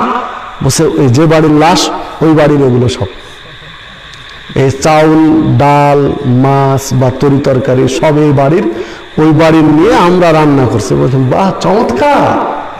ওই বাড়িতে শোকের ছায়া নেমে এসেছে, সবার কষ্টে বুক ফেটে যাচ্ছে, আর আপনারা ওগুলো টাকা পয়সা, ওদেরই টাকা পয়সা দিয়ে, ওদের চাল ডাল দিয়ে আপনারা পিকনিক শুরু করেছেন। কি চমৎকার! যেখানে আল্লাহ রাসূল সাল্লাল্লাহু আলাইহি ওয়াসাল্লাম সাহাবীদেরকে বলছেন যে বাড়িতে কেউ মারা গেছে ওর প্রতিবেশীর উচিত, যে বাড়িতে কেউ মারা গেছে তার প্রতিবেশীর উচিত অন্তত 3 দিন পর্যন্ত খেয়াল রাখা, যে বাড়িতে যদি চুলা না ধরে তাহলে পাশ থেকে খাবার পাঠানো। কয়দিন? 3 দিন। প্রতিবেশীর জন্য আবশ্যিক কর্তব্য। কোনো বাড়িতে যদি কেউ মারা যায় তো তার পাশের যে বাড়িগুলো রয়েছে তাদের জন্য আবশ্যিক কর্তব্য 3 দিন পর্যন্ত তাদের বাড়িতে খেয়াল রাখা। যদি ওরা চুলা না জ্বালে তো পাশ থেকে খাবারের ব্যবস্থা করা, আশপাশে যারা আছে তার খাবার। 3 দিন পর আর খেয়াল রাখার দরকার নেই, 3 দিন পরে তাদেরকে ব্যবস্থা করতেই হবে, মানে 3 দিন পর্যন্ত আপনাকে খেয়াল রাখতে হবে। তো যেখানে 3 দিন পর্যন্ত প্রয়োজনে প্রতিবেশীকে লাশের বাড়িতে, মাইয়াতের বাড়িতে, যে বাড়িতে কষ্ট শোক ওই বাড়িতে খাবার পাঠানোর কথা, আর মরার দিনে লাশ রেখে ওই বাড়ির জিনিস নিয়ে আপনার ধুমধাম শুরু করে দিলেন, কি চমৎকার! যদি না থাকে আলহামদুলিল্লাহ, থাকলে জাহেলিয়াত কবর দেওয়া দরকার। হ্যাঁ, আমার এই কথা কারো গায়ে লাগতে পারে, কালকে সমালোচনার ঝড় তুলতে পারেন। সমালোচনার ঝড় নয়, আপনাকে দলিল দিয়ে প্রমাণ করতে হবে। আমি আপনাকে দলিল দিয়ে গেলাম যে আল্লাহ রাসূল সাল্লাল্লাহু আলাইহি ওয়াসাল্লাম 3 দিন পর্যন্ত খোঁজ রাখতে বলেছেন প্রতিবেশীকে, যে তাদের বাড়িতে যদি চুলা না ধরে তো খাবার ব্যবস্থা করে দিও। আপনি যদি হাদিস নাম্বার এই মুহূর্তে বলতে পারলাম না, যদি চান যারা কর্তৃপক্ষ আছে কমিটিকে আমি হাদিস নাম্বার দিব ইনশাআল্লাহ। আর আপনি প্রমাণ করে দেন যে ওই বাড়ির খাবার দিয়ে, ওই বাড়ির ব্যবস্থাপনা দিয়ে যারা এসেছেন তাদেরকে খাওয়াবো, এরকম প্রমাণ আপনি নিয়ে আসেন। হ্যাঁ, যারা দূর দূরান্ত থেকে এসেছে, বহুদূর থেকে লাশ দাফনে এসেছে, আপনারা যারা প্রতিবেশী আছেন 2, 4, 10, 20, 50 ঘর, 40 ঘর পর্যন্ত প্রতিবেশীর কথা বলছেন রাসূল সাল্লাল্লাহু আলাইহি ওয়াসাল্লাম। তার চতুষ্পার্শ্বে 40 ঘর। তো যারা প্রতিবেশী তারা ভাগ করে নেন। 50 জন লোক দূর দূরান্ত থেকে এসেছে, কেউ 2টা, কেউ 1টা, কেউ 3টা মেহমান নিয়ে আপনারা খাওয়ান। ওই মরা বাড়ির খাবার নিয়ে আপনার এত হিড়িক কেন? মানে পরের জিনিসে পোদ্দারি করতে মজাই লাগে, তাই না? নিজের জিনিসে পোদ্দারি করেন, পরের জিনিসও নয়। সম্মানিত উপস্থিতি, যে কথা বলছিলাম, এই যে সুন্নাত চালু করেছি, এই জাহেলি সুন্নাত, মানুষ মারা গেছে আর ওই বাড়ির জিনিসপত্র নিয়ে, তাদের জিনিস নিয়ে খাবার আয়োজন করা, এটি রাসূলের সুন্নাত নয়, এটি উম্মতে মুহাম্মাদের সুন্নাত নয়, বরং এটি অমুসলিমদের সুন্নাত। এটা অমুসলিমদের সুন্নাত। ঠিক বললেও ঠিক, না বললেও ঠিক। হ্যাঁ, যারা শিক্ষিত মানুষ রয়েছেন সমাজে, তাদের অনুরোধ করলাম যে আপনারা পড়েন। ভারত উপমহাদেশের একজন সম্রাট ছিলেন, সম্রাট যিনি 50 বছর একটানা ক্ষমতায় ছিলেন। 50 বছর। নাম বলতে পারবেন কেউ? যাকে নিয়ে অনেক মুভি টুভি অনেক কিছু হয়েছে। সম্রাট আকবর দা গ্রেট বলা হয়, যাকে ইংরেজরা উপাধি দিয়েছে মহামতি আকবর। তো আকবর, সম্রাট আকবরের ইতিহাস পড়েন, যিনি 50 বছর একটানা ক্ষমতায় ছিলেন ভারত উপমহাদেশে। এই সম্রাট আকবরের ইতিহাস পড়ে দেখেন। সম্রাট আকবর ইহুদি খ্রিস্টানদের কাছে একদম পূজনীয় ব্যক্তি, আর মুসলিমদের মানে ইতিহাস শেষ করে দিয়ে গেছেন উনি। 50 বছরে মুসলিমদের যে ক্ষতি করেছেন তা সীমাহীন, সীমার বাহিরে। সম্রাট আকবর তার জীবনের শেষ বেলায় এসে উনি নিজে একটা ধর্ম তৈরি করেছিলেন, নিজস্ব একটা ধর্মের রূপ দিয়েছিলেন। ইহুদিদের একজন আলেম নিয়ে, খ্রিস্টান একজন আলেম নিয়ে, পাদ্রী একজন আলেম নিয়ে, হিন্দু একজন আলেম নিয়ে, মুসলিম একদম আলেম নিয়ে, সব ধর্ম থেকে একজন একজন করে আলেম নিয়ে নিজস্ব একটা খানকার মতো বা একটা হোয়াইট হাউস বা সংসদ ভবন বলেন তৈরি করে দিয়ে চারিদিকে ওরা বসতো, আর উনি মাঝখানে বসতেন, দরবার বসতো। সবার পরামর্শ করে তিনি একটা ধর্ম বানিয়েছিলেন, যার নাম হলো দ্বীনে ইলাহি। ধর্মের নাম কি? দ্বীনে ইলাহি। আর এই দ্বীনে ইলাহির যারা সদস্য হবে তাদের নাম হবে ইলাহিয়ান। আমাদের ধর্মের নাম কি? ইসলাম। আর আমরা যারা এই ধর্ম মানি তারা হলাম মুসলিম। ধর্মের নাম ইসলাম, যারা মানি তারা মুসলিম। আর সম্রাট আকবর তৈরি করলেন দ্বীনে ইলাহি, আর এই ধর্মের অনুসারী হবে ইলাহিয়ান। এই সম্রাট আকবরের ধর্মের যে নীতিমালা ছিল, এই নীতিমালার মধ্যে একটা নীতিমালা হলো মারা গেলে তাকে খানা দিতে হবে। আপনি ইতিহাস পড়েন, ইতিহাস পড়ে দেখেন সম্রাট আকবরের মারা গেলে খানা দিতে হবে। এটা ভারত উপমহাদেশের কথা বলছি।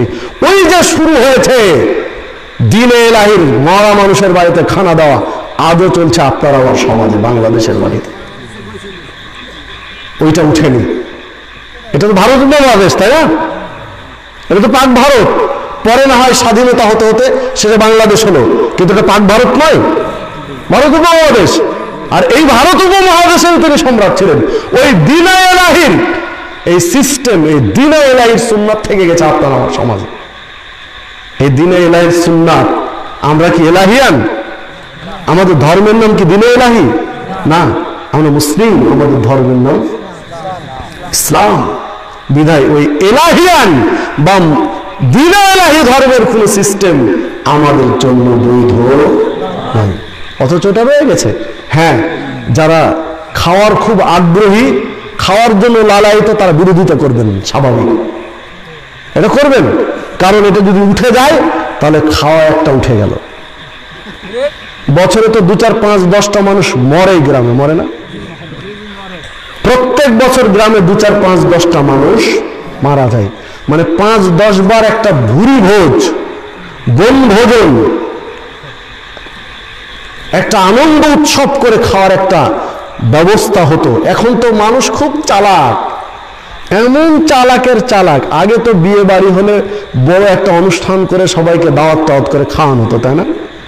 আর এখন হাজি গাজি মোল্লা মুন্সি যাই বলেন না কেন, সবাই বেটাকে তলে তলে লাগিয়ে দিয়ে, ও হাজি সাহেবও জানে না বিয়ে করে নিয়ে চলে এসেছে, রাতে রাতে বিয়ে শেষ, কোনো খরচ নেই, কোনো খরচ লাগে না।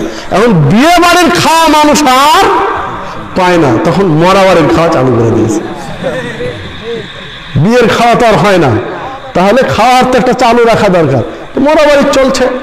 হ্যাঁ, এই খাওয়ার লোভ থাকলে এটা কালকে বিরোধিতা করবেন, এটা স্বাভাবিক না। একটু আমি যা বললাম একটু চিন্তা করেন, মাথাতে ভাবেন যে কথাগুলো বাস্তব কিনা। এটা মানুষ মরেছে, দুঃখের সাগরে, কষ্টের সাগরে ভাসছে না? গোটা পরিবার কষ্টে ভাসছে। এই লোকগুলোর একটা ব্যক্তি মারা গেল, আগামীকালকে পরের দিন এরা কি করবে না করবে মাথায় নেই। আর আপনারা 50 জন, 60 জন, 100 জনের চাল ওই বাড়ি থেকে নিয়ে, ডাল ওই বাড়ি থেকে নিয়ে, তরকারি ওই বাড়ি থেকে নিয়ে, মানে ওরা আরো 10-20 দিনে, 1 মাস খেত এই খাবারে, একদিনে খেয়ে শেষ করে দিলেন। এটি কি বিবেকের কাজ হলো? এটি কি পারস্পরিক সহযোগিতা, না পারস্পরিক ধ্বংস করা? যেখানে রাসূল সাল্লাল্লাহু আলাইহি ওয়াসাল্লাম পরস্পরকে সহযোগিতা করতে বলেন, সহযোগিতার ধরন বলে দিলেন যে 3 দিন পর্যন্ত তার বাড়িতে খেয়াল রাখো, যদি না রান্না করে তো তোমার বাড়িতে পৌঁছাও, তাদের বাড়িতে খাবার দাও, পৌঁছে দাও, মরা বাড়িতে খোঁজ রাখো তোমরা। আর উল্টো তার বাড়ির জিনিস নিয়ে তাদের 1 মাসের, 15 দিনের, 20 দিনের, 10 দিনের খাবার একদম সাবার করে দিলেন। এটা কোনোদিন সহযোগিতা হতে পারে না। এই নোংরামি, এই নোংরা সংস্কৃতি থেকে, এই নোংরা কুসংস্কার থেকে আপনাকে আমাকে বেরিয়ে আসতে হবে। যারা এগুলোর পক্ষে কথা বলছে তাদেরকে বুঝান যে বাবা, তোমার খাওয়ার দরকার, অন্যভাবে খাও, এইভাবে কারো গলায় ছুরি চালিয়ে খায় না। তাদেরকে বুঝান। সবার উপস্থিতি। আবার দেখুন, সমাজে অন্যায়ের সহযোগিতা করার লোকের অভাব নেই। হক কথা কেউ বললে তাকে বাধা দেওয়ার লোকের মানে অভাব নেই। কেউ হক কথা বললে তাকে বাধা দেওয়ার লোকের অভাব নেই। আর অন্যায়কে বিরোধীতে বাধা দিবে এরকম লোক নেই, বরং সহযোগিতার লোকের অভাব নেই। আমি কি ভুল বললাম? বাস্তবতা দেখুন, একসময় ছিল 50 বছর, 20 বছর, 30 বছর আগে যান, আপনার এলাকার যারা মুরব্বী আছে তারাও বলবেন যে রমাজানের রোজা রাখেনি মুসলিম, ও খুব বিপদে পড়তো না? জবাবদিহিতা ছিল। গ্রামের মরল মাতব্বর সব ওকে রিমান্ডে নিত।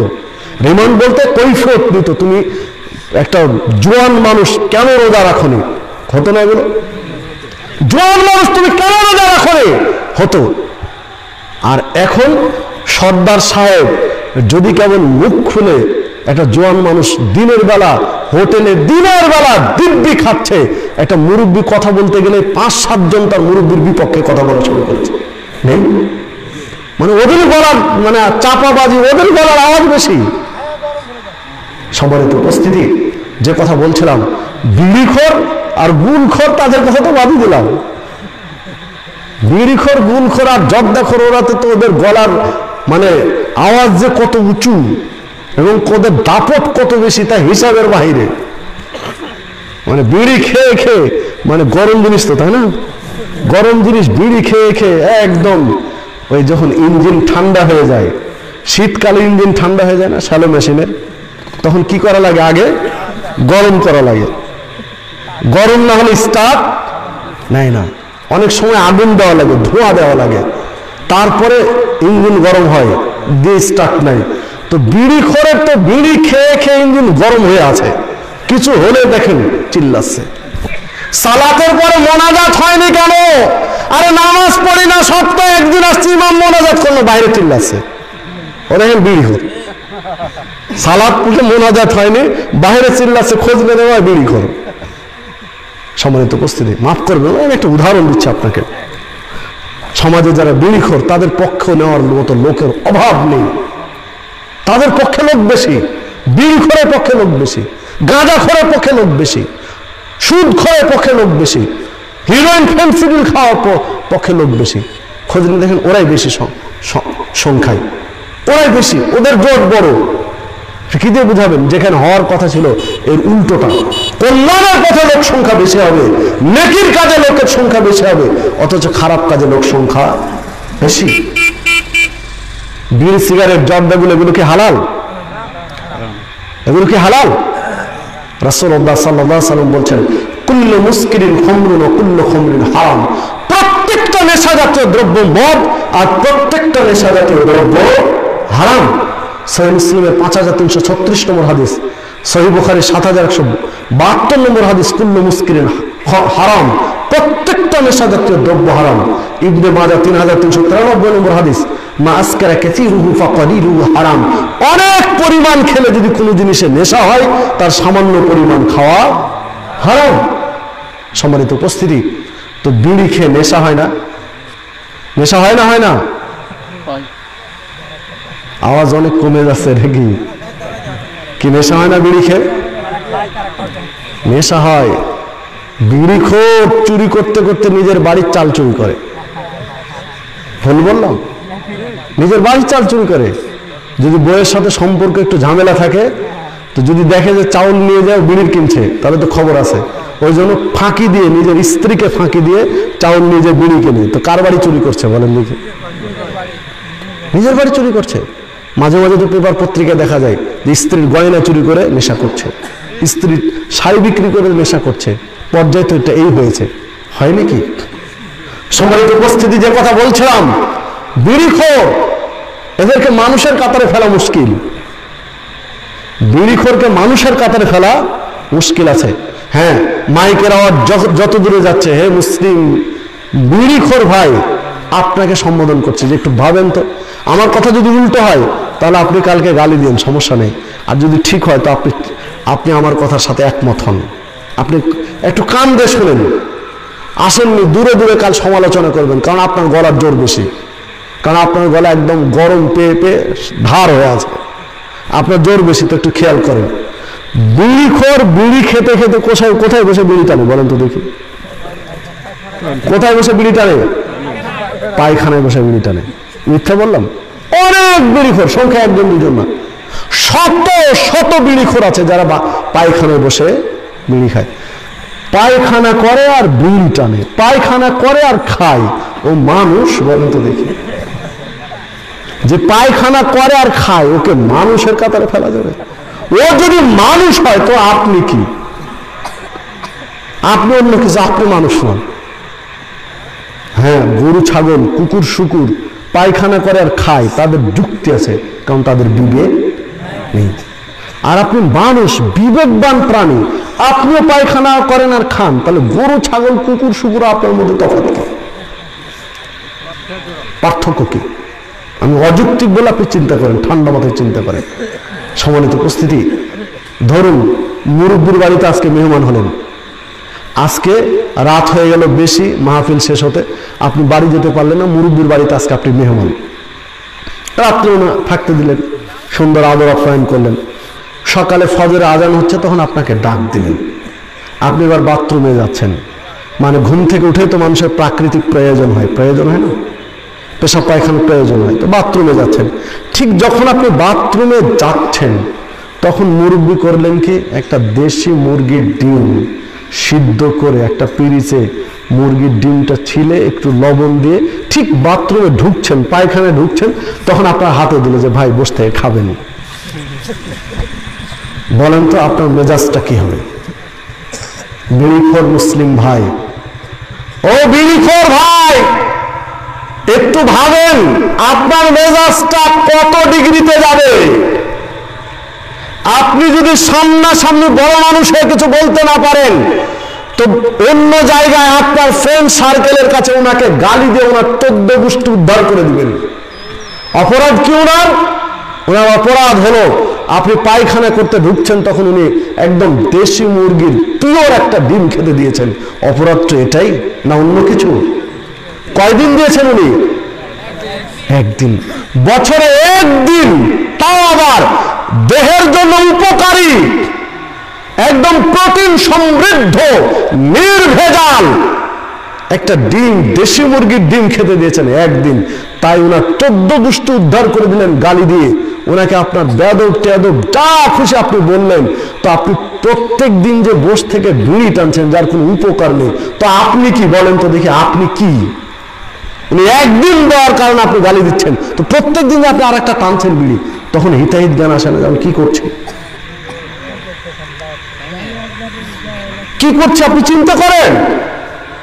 সম্মানিত উপস্থিতি, কথা বললে অনেক কথা হয়, কারণ এগুলো হারাম জিনিস। 5 টাকা দিয়ে একটা চকলেট কিনে, 5 টাকা দিয়ে একটা চকলেট কিনে চকলেটটা চুষে যদি আপনাকে দেই, খাবেন? খাবেন? যে আমি চকলেটটা মুখের ভিতরে চুষে আপনাকে দিয়ে দিলাম, কে আছেন খাবেন এটা চকলেট? কেউ নেই, ফেলে দিবেন, উল্টো গালি দিবেন। আর একজন বিড়ির মাথা চুষে আপনি নিচ্ছেন আগুন ধরাতে, লজ্জা হয় না আপনার? আপনার লজ্জা হয় না? যে আর একজনের বিড়ি, কেন ওর ছ্যাব, ওর লালা লেগে আছে না, বিড়ির মাথায় আছে না? তো আর একজনের লালা ঠিকই চুষতে পারছেন, আর একজনের ছ্যাব ঠিকই চুষতে পারছেন, আর চকলেট চুষে দিলে দোষ হয়?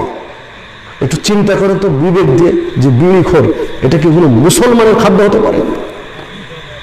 বিড়িখোর কোনো মুসলমানের খাদ্য হতে পারে? হ্যাঁ, বিড়িখোর যারা হারাম খায়, জর্দা, গুল, বিড়ি বা নেশা করে, তাদের 40 দিনের ইবাদত কবুল হবে না। তখন বলছে ঠিক আছে, নামাজই পড়বো না। সম্মানিত উপস্থিতি, এই যে চিন্তা করলেন, হ্যাঁ, তাহলে আপনি ঘোষণা দেন যে আজ থেকে আমি কাফের হয়ে গেলাম। আপনি ঘোষণা দেন আজ থেকে আমি মুশরিক হয়ে গেলাম। আপনি ঘোষণা দেন আজ থেকে আমি ইহুদি হয়ে গেলাম। আপনি ঘোষণা দেন আজ থেকে আমি খ্রিস্টান হয়ে গেলাম। আপনি ঘোষণা দেন আমি আজ থেকে হিন্দু হয়ে গেলাম। আপনি দাবি করছেন যে না আপনি মুসলিম। কেউ যদি বলে তুমি জানেন নামাজ না করতে পারি, আমার ঈমান ঠিক আছে, পাক্কা শয়তান মাথায় ভর করে আছে, হিসাব পাচ্ছেন না। আপনি দাবি করছেন মুসলিম আর বলছেন যে না যেহেতু কবুল হবে না মসজিদে যাবো না। লজ্জা হয় না এগুলো বলতে? হ্যাঁ, মুসলিম থেকে নিজেকে আউট করে দেন, তারপর যা খুশি করেন, বলতে যাবো না। আমি কষ্ট নিয়ে কথা বলছি, আপনি আমার দিনী ভাই তাই, আপনি আমার মুসলিম ভাই তাই, যে আপনি মুসলিম পরিচয় দেন। তাহলে কেন আপনি এই বিড়ি অখাদ্য খাদ্য খাচ্ছেন? সম্মানিত উপস্থিতি, বিড়িখোরকে বলছি আর জর্দাখোর মনে করছে যাক আমরা বেঁচে গেলাম। না, বাঁচার কায়দা নাই, এগুলো হারাম। কেন খাবেন? জর্দা, বিড়ি খাওয়া যেমন একটা একদম নির্লজ্জ কাজ, হায়া শরম লজ্জা কিচ্ছু নেই যারা বিড়ি খায়, কিচ্ছু নেই। ঠিক জর্দাখোরের অবস্থাও তাই। জর্দা, আপনার যে জর্দাটা খায় আপনাদের দিকে পান, মানে একটু বেশি বলার কারণ হলো পাশে বর্ডার। আলহামদুলিল্লাহ, শুকরিয়া আদায় করে শেষ করা যাবে না। প্রতিবেশী বন্ধু রাষ্ট্রের আমরা পানি চাই, খরার সময় পানি চাই যে ও বন্ধুবর্গ আমাদের পানি দাও। আমাদের আবার পানি শুকিয়ে চলে গেল, আমরা কতবার চাই, কবুল হয় না প্রার্থনা। বর্ষাকালে সে কবুল হয়ে যায়, একদম সব ঘাট ছেড়ে দেয় যে তোমরা খরাতে চেয়েছিলে দিতে পারিনি বন্ধু, এবার নাও পানি। দেয় কখন? বর্ষাকালে। একটু কবুল হতে দেরি হয়, এই তো নাকি? গাঁজার যত প্রকার নেশা জাতীয় দ্রব্য সাপ্লাই খুব সুন্দরভাবে সাপ্লাই হচ্ছে। বর্ডার হচ্ছে, বর্ডার এলাকায় এগুলো খুব সুন্দর সাপ্লাই হয়। আর উঠতি বয়সের পোলাপান খুব মজা করে এগুলো খায়। এটা এগুলো থেকে সাবধান থাকতে হবে। যে জর্দাগুলো, যে গুলগুলো মানুষ খায়, ওই জর্দা গুল পিরিচে রেখে আপনি গরু ছাগল তো দূরের কথা, কুত্তার মুখে দেন, যদি কুত্তাতে খায় তাহলে অজার করবো না, ছেড়ে দেবো। আমি বোঝাতে পারলাম কি? জর্দা একটা কোটা, যে জর্দা খান, অন্য জর্দার কথা বলবো না, আপনি যে জর্দা খান, আপনি যে জর্দা খান, আপনি যে গুল দাঁতের মধ্যে লাগান ঘুষেন, ওই জর্দা ওই গুল, এক পিরিচে জর্দা আর এক পিরিচে গুল আপনি দেন, কুত্তার মুখে দেন। কুত্তা যেখানে আছে ওখানে মুখে দিয়ে সরে যান। যদি কুত্তাই খায় ওই জিনিস, তাহলে আপনার সাথে কথা হবে, তাহলে আর কথা হবে না। আপনি চিন্তা করেছেন যে জিনিস কুত্তাই খায় না, কুকুরে খায় না, খাচ্ছে কে? মানুষ খাচ্ছে। সবারই তো উপস্থিতি। যে কথা বলছিলাম, দোষ আমার দিয়ে লাভ নেই যে আমি কুকুর শুকুরের সাথে তুলনা দিচ্ছি। আপনি খান হারাম, গলাবাজির কি আছে আপনার? আপনি মুসলমানের বাচ্চা হয়ে কুত্তার খায় না ওই জিনিস খান, আবার গলাবাজি কিসের আপনার? কোরআন মাজিদ খোলেন, সূরা আরাফ 160 নম্বর আয়াত। আল্লাহ রাব্বুল আলামিন বলছেন, ওয়ালাকাদ যারানা লিজাহান্নামা কাসীরাম মিনাল জিন্নি ওয়াল ইনস, অধিকাংশ জিন আর মানুষকে আমি সৃষ্টি করেছি জাহান্নামে যাওয়ার জন্য। অপরাধ কি? লাহুম কুলুবুন লা ইয়াফকাহুনা বিহা, আমি তাদের কলব দিয়েছি, এই কলব দিয়ে তারা ভাবে না যে কুত্তাই খায় ওই জিনিস আমি খাই কোন বিবেকে? ভাবে না যে পায়খানায় বসে খেতে হয় এই জিনিস কিসের খাওয়ার মুসলমানদের? লাহুম কুলুবুন লা ইয়াফকাহুনা বিহা, আমি তাদের কলব দিয়েছি, কলব দিয়ে চিন্তা ভাবনা করে না, বিশ্লেষণ করে না। আলাহুম আদাম আয়ুনুন লা ইবসিরুনা বিহা, চোখ দিয়েছি, চোখ দিয়ে দেখে না। আলাহুম আদানুন লা ইয়াসমাউনা বিহা, কান দিয়েছি, কান দিয়ে শুনে না, হক কথা শুনে না, বাহিরে পেঁচাল করে বেড়াচ্ছে, বাহিরে সমালোচনা করে বেড়াবে, অথচ শুনবে না। উলাইকা কাল আনাম, এরা হচ্ছে চতুষ্পদ জন্তুর নাই, চার পাওয়ালা জন্তুর নাই, গরু ছাগল কুকুর শুকুরের নাই, বলহুম আদাল, বরং তার চেয়েও খারাপ। আমি তো কুকুর শুকুরের সাথে তুলনা করলাম, আল্লাহ কি বললেন? তার চেয়েও খারাপ বলেছেন। তাহলে আমার দোষ দিয়ে কি করবেন? আমি তো আয়াতটাই ডাইরেক্ট অনুবাদ না করে বুঝবে এইরকম অন্য অ্যাঙ্গেলে বললাম, আমি তো অন্য কিছু বলিনি আপনাকে। তাহলে আপনি রেগে কি করবেন? সম্মানিত উপস্থিতি, ছেড়ে দিতে হবে এগুলো। আল্লাহ রাব্বুল আলামিন এই পৃথিবীতে কত নিয়ামত দিয়েছেন আপনি হিসাব মিলাতে পারবেন না। বিশাল জবাই বিল আপনাদের, বিশাল জবাই বিল। এমনও বছর হয় কোন সময় জবাই বিলের তলা পর্যন্ত শুকিয়ে যায়। মুরব্বী দেখেননি কোনোদিন শুকাতে? দেখেছেন তো বহুবার। কয় গ্যালন পানি আছে জবাই বিলে? কয় লিটার হবে পানি ভর্তি যখন হয়ে যায়? বর্ষাকালে কয় লিটার হবে? সম্মানিত উপস্থিতি, মাপা যাবে পানি? মাপা যাবে? কত পানি জবাই বিলে। এমন সময় আসে জবাই বিলের তলা শুকিয়ে ফেটে চৌচির হয়ে যায় না? বিশাল নদী, বিশাল পুকুর, তলা ফেটে কাঠ হয়ে যায়, শুকনা কাঠ। অথচ মাটি থেকে 100 ফুট উপরে ডাব গাছে টসটসে মিষ্টি পানি, ওই চৈত্র মাসেও শুকায়নি। এই নিয়ামত, কি সুস্বাদু পানি! এই নিয়ামত আল্লাহ কার জন্য করেছেন? গরু ছাগলের জন্য না মানুষের জন্য? আপনি চিন্তা করতে পারেন, আপনি যেই টাকাটা বিড়ি সিগারেট জর্দাগুলো ব্যয় করছেন, ওই টাকা দিয়ে একটা ডাবের পানি খেয়ে, যে সময় চৈত্র মাস প্রচন্ড রোদে জবাই বিলে তলা শুকিয়ে আছে, সেই সময় মাটির উপরে গাছের উপরে ডাবের পানি শুকায়নি, আপনি মিষ্টি পানিটা পান করেন বিড়ি কেনার টাকা দিয়ে, জর্দা কেনার, গুল কেনার টাকা দিয়ে, ওই পানিটা খেয়ে তৃপ্তি সহকারে বলেন আলহামদুলিল্লাহ, আল্লাহ খুশি হবেন। দেখুন, একটা মুরগির পেটে আল্লাহ যে ডিমটা তৈরি করেছেন, আপনি চিন্তা করতে পারবেন কি নিয়ামত! আপনি একটা ডিম খান ওই টাকা দিয়ে, যে টাকাটা অখাদ্য খাওয়া ব্যয় করছেন। আপনি একটু মধু খান ওই টাকা দিয়ে, আপনি একটু দুধ খান ওই টাকা দিয়ে, যে আল্লাহর নিয়ামতের শুকরিয়া আদায় করেন, বলেন আলহামদুলিল্লাহ। কত সুন্দর নিয়ামত আপনি চিন্তা করতে পারবেন? একটা গাভী 2 কেজি কাঁচা ঘাস খেয়ে সকালবেলা ফ্রেশ 1 কেজি দুধ দিচ্ছে, অথচ 2 কেজি কাঁচা ঘাস পিষে আপনি 2 ফোঁটা দুধ বানাতে পারবেন? তো এই নিয়ামত কার জন্য করেছেন? এত সুন্দর নিয়ামতে আপনার আমার পেট ভরে না। পেট ভরে কি খেলে? গাঁজা খেলে।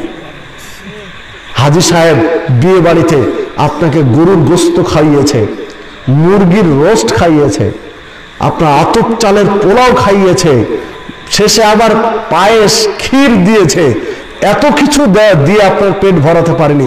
আপনার সব খাওয়া শেষের পরে আবার বলছেন হাজী সাহেব পানের ব্যবস্থা নেই। মানে এত খাবার আপনার পেট ভরেনি, জর্দা দিয়ে 1 খিলি পান খেলে তারপরে পেটটা ভরবে। এত অকৃতজ্ঞ রয়েছে। সম্মানিত উপস্থিতি, যে কথা বলছিলাম যে এই সকল অখাদ্যগুলো ছেড়ে দিতে হবে। এই খারাপ কাজের সহযোগিতার অভাব নেই। মনে রাখবেন, যে দোকানদার, যে ব্যবসায়ী, যে দোকানে বিড়ি সিগারেট ব্যবসা করে, ওই ব্যক্তি হারাম কাজে সহযোগিতা করে, অন্যায় সহযোগিতা করে, সীমা লঙ্ঘনে সহযোগিতা করে, পাপের কাজে সহযোগিতা করে। বিচারের মাঠে তাকে জবাবদিহি করতে হবে। যে সকল দোকানদার বিড়ি সিগারেট জর্দাগুল এসব বিক্রি করছে, বিচারের মাঠে তাকেও জবাবদিহি করতে হবে, কারণ সে অন্যায়ে সহযোগিতা করছে। হ্যাঁ, ছেড়ে দেয় এগুলো। আসুন কোরআন এবং হাদিস ভিত্তিক সার্বিক জীবন গড়ে তোলার চেষ্টা করি। এই মাদ্রাসাগুলোর এই জন্যই দরকার যে এইখান থেকে কোরআন হাদিস শিখে, দিন শিখে, দিন চর্চা করে এইখান থেকে বের হবে যারা এগুলোর বিরুদ্ধে শক্ত অবস্থানে কথা বলবে, ছেড়ে দিবে এগুলো। এই জন্য এই কারখানা মাদ্রাসাগুলো দরকার। সম্মানিত উপস্থিতি, আর কয়েকটা মিনিট আমি শেষ করে দেবো, আপনাদের উঠার আগে শেষ করে দেবো। আর 2-4টা মিনিট সুযোগ দেন, আমি একটা ফিনিশিং টেনে শেষ করে দিচ্ছি। সম্মানিত উপস্থিতি, যে কথা বলছিলাম যে আসুন আমরা আমাদের পরিবেশটা সুন্দর করার চেষ্টা করি। সূরা রাদ 11 নম্বর আয়াত আল্লাহ রাব্বুল আলামিন বলছেন, ইন্নাল্লাহা লা ইউগাইয়িরু মা বিকওমিন হাত্তা ইউগাইয়িরু মা বিআনফুসিহিম। আল্লাহ কোনো জাতিকে, কোনো সমাজকে ততদিন পর্যন্ত পরিবর্তন করেন না যতদিন পর্যন্ত নিজেরা পরিবর্তন হওয়ার চেষ্টা না করে। নিজেরা পরিবর্তন হওয়ার চেষ্টা করলে আল্লাহ সমাজ চেঞ্জ করে দিবেন। তো আসি আগে নিজেরা চেঞ্জ হই, খারাপগুলো ছেড়ে দেই, মানুষকে ভালো কাজে সহযোগিতা করি, অন্যায় কাজে সহযোগিতা বাদ দেই, ভালো কাজে সহযোগিতা করি, পরিবেশ নিজেরা চেঞ্জ করতে চেষ্টা করি, ইনশাআল্লাহ বাকিটুকু করে দিবেন। সম্মানিত উপস্থিতি, পরিশেষে যে কথা বলতে চাই যে এই মাদ্রাসার জন্য, মাদ্রাসার উন্নয়নের জন্য আপনারা দান সাদাকা করেছেন, আল্লাহ কবুল করুন। শেষ পর্যায়ে যারা দিতে চান, শেষ পর্যায়ে যদি টেবিলে দিতে চান টেবিলে পাঠাবেন। আর এই মাদ্রাসার পক্ষ থেকে দিনী ভাইরা আপনাদের কাছে যাবেন, দিনী ভাইরা আপনাদের কাছে যাবেন, চাদর নিয়ে কেউ যাবেন, 2-1টা চাদর নিয়ে যান। আল্লাহর রাস্তায় 2-4 টাকা হলেও দান করবেন, 5 টাকা হলেও এই সূচনার কাজে, দিনের সূচনার কাজে 5 টাকা দিলে দিয়ে হলে সহযোগিতা করবেন, দিয়ে যাবেন। যারা দিয়েছেন আলহামদুলিল্লাহ। আব্দুল গাফফার না, আব্দুল গাফফার 2000 টাকা দিয়েছেন। আল্লাহুম্মা আকসির মালাহু বারাকাল্লাহু লাকা ওয়া আলাইকা ওয়া মালিক। শাহিনের আম্মা 10 বস্তা সিমেন্ট। আল্লাহুম্মা আকসির মালাহু বারাকাল্লাহু লাকা ওয়া আলাইকা। মতিউর রহমান 1 মন ধান। আল্লাহুম্মা আকসির মালাহু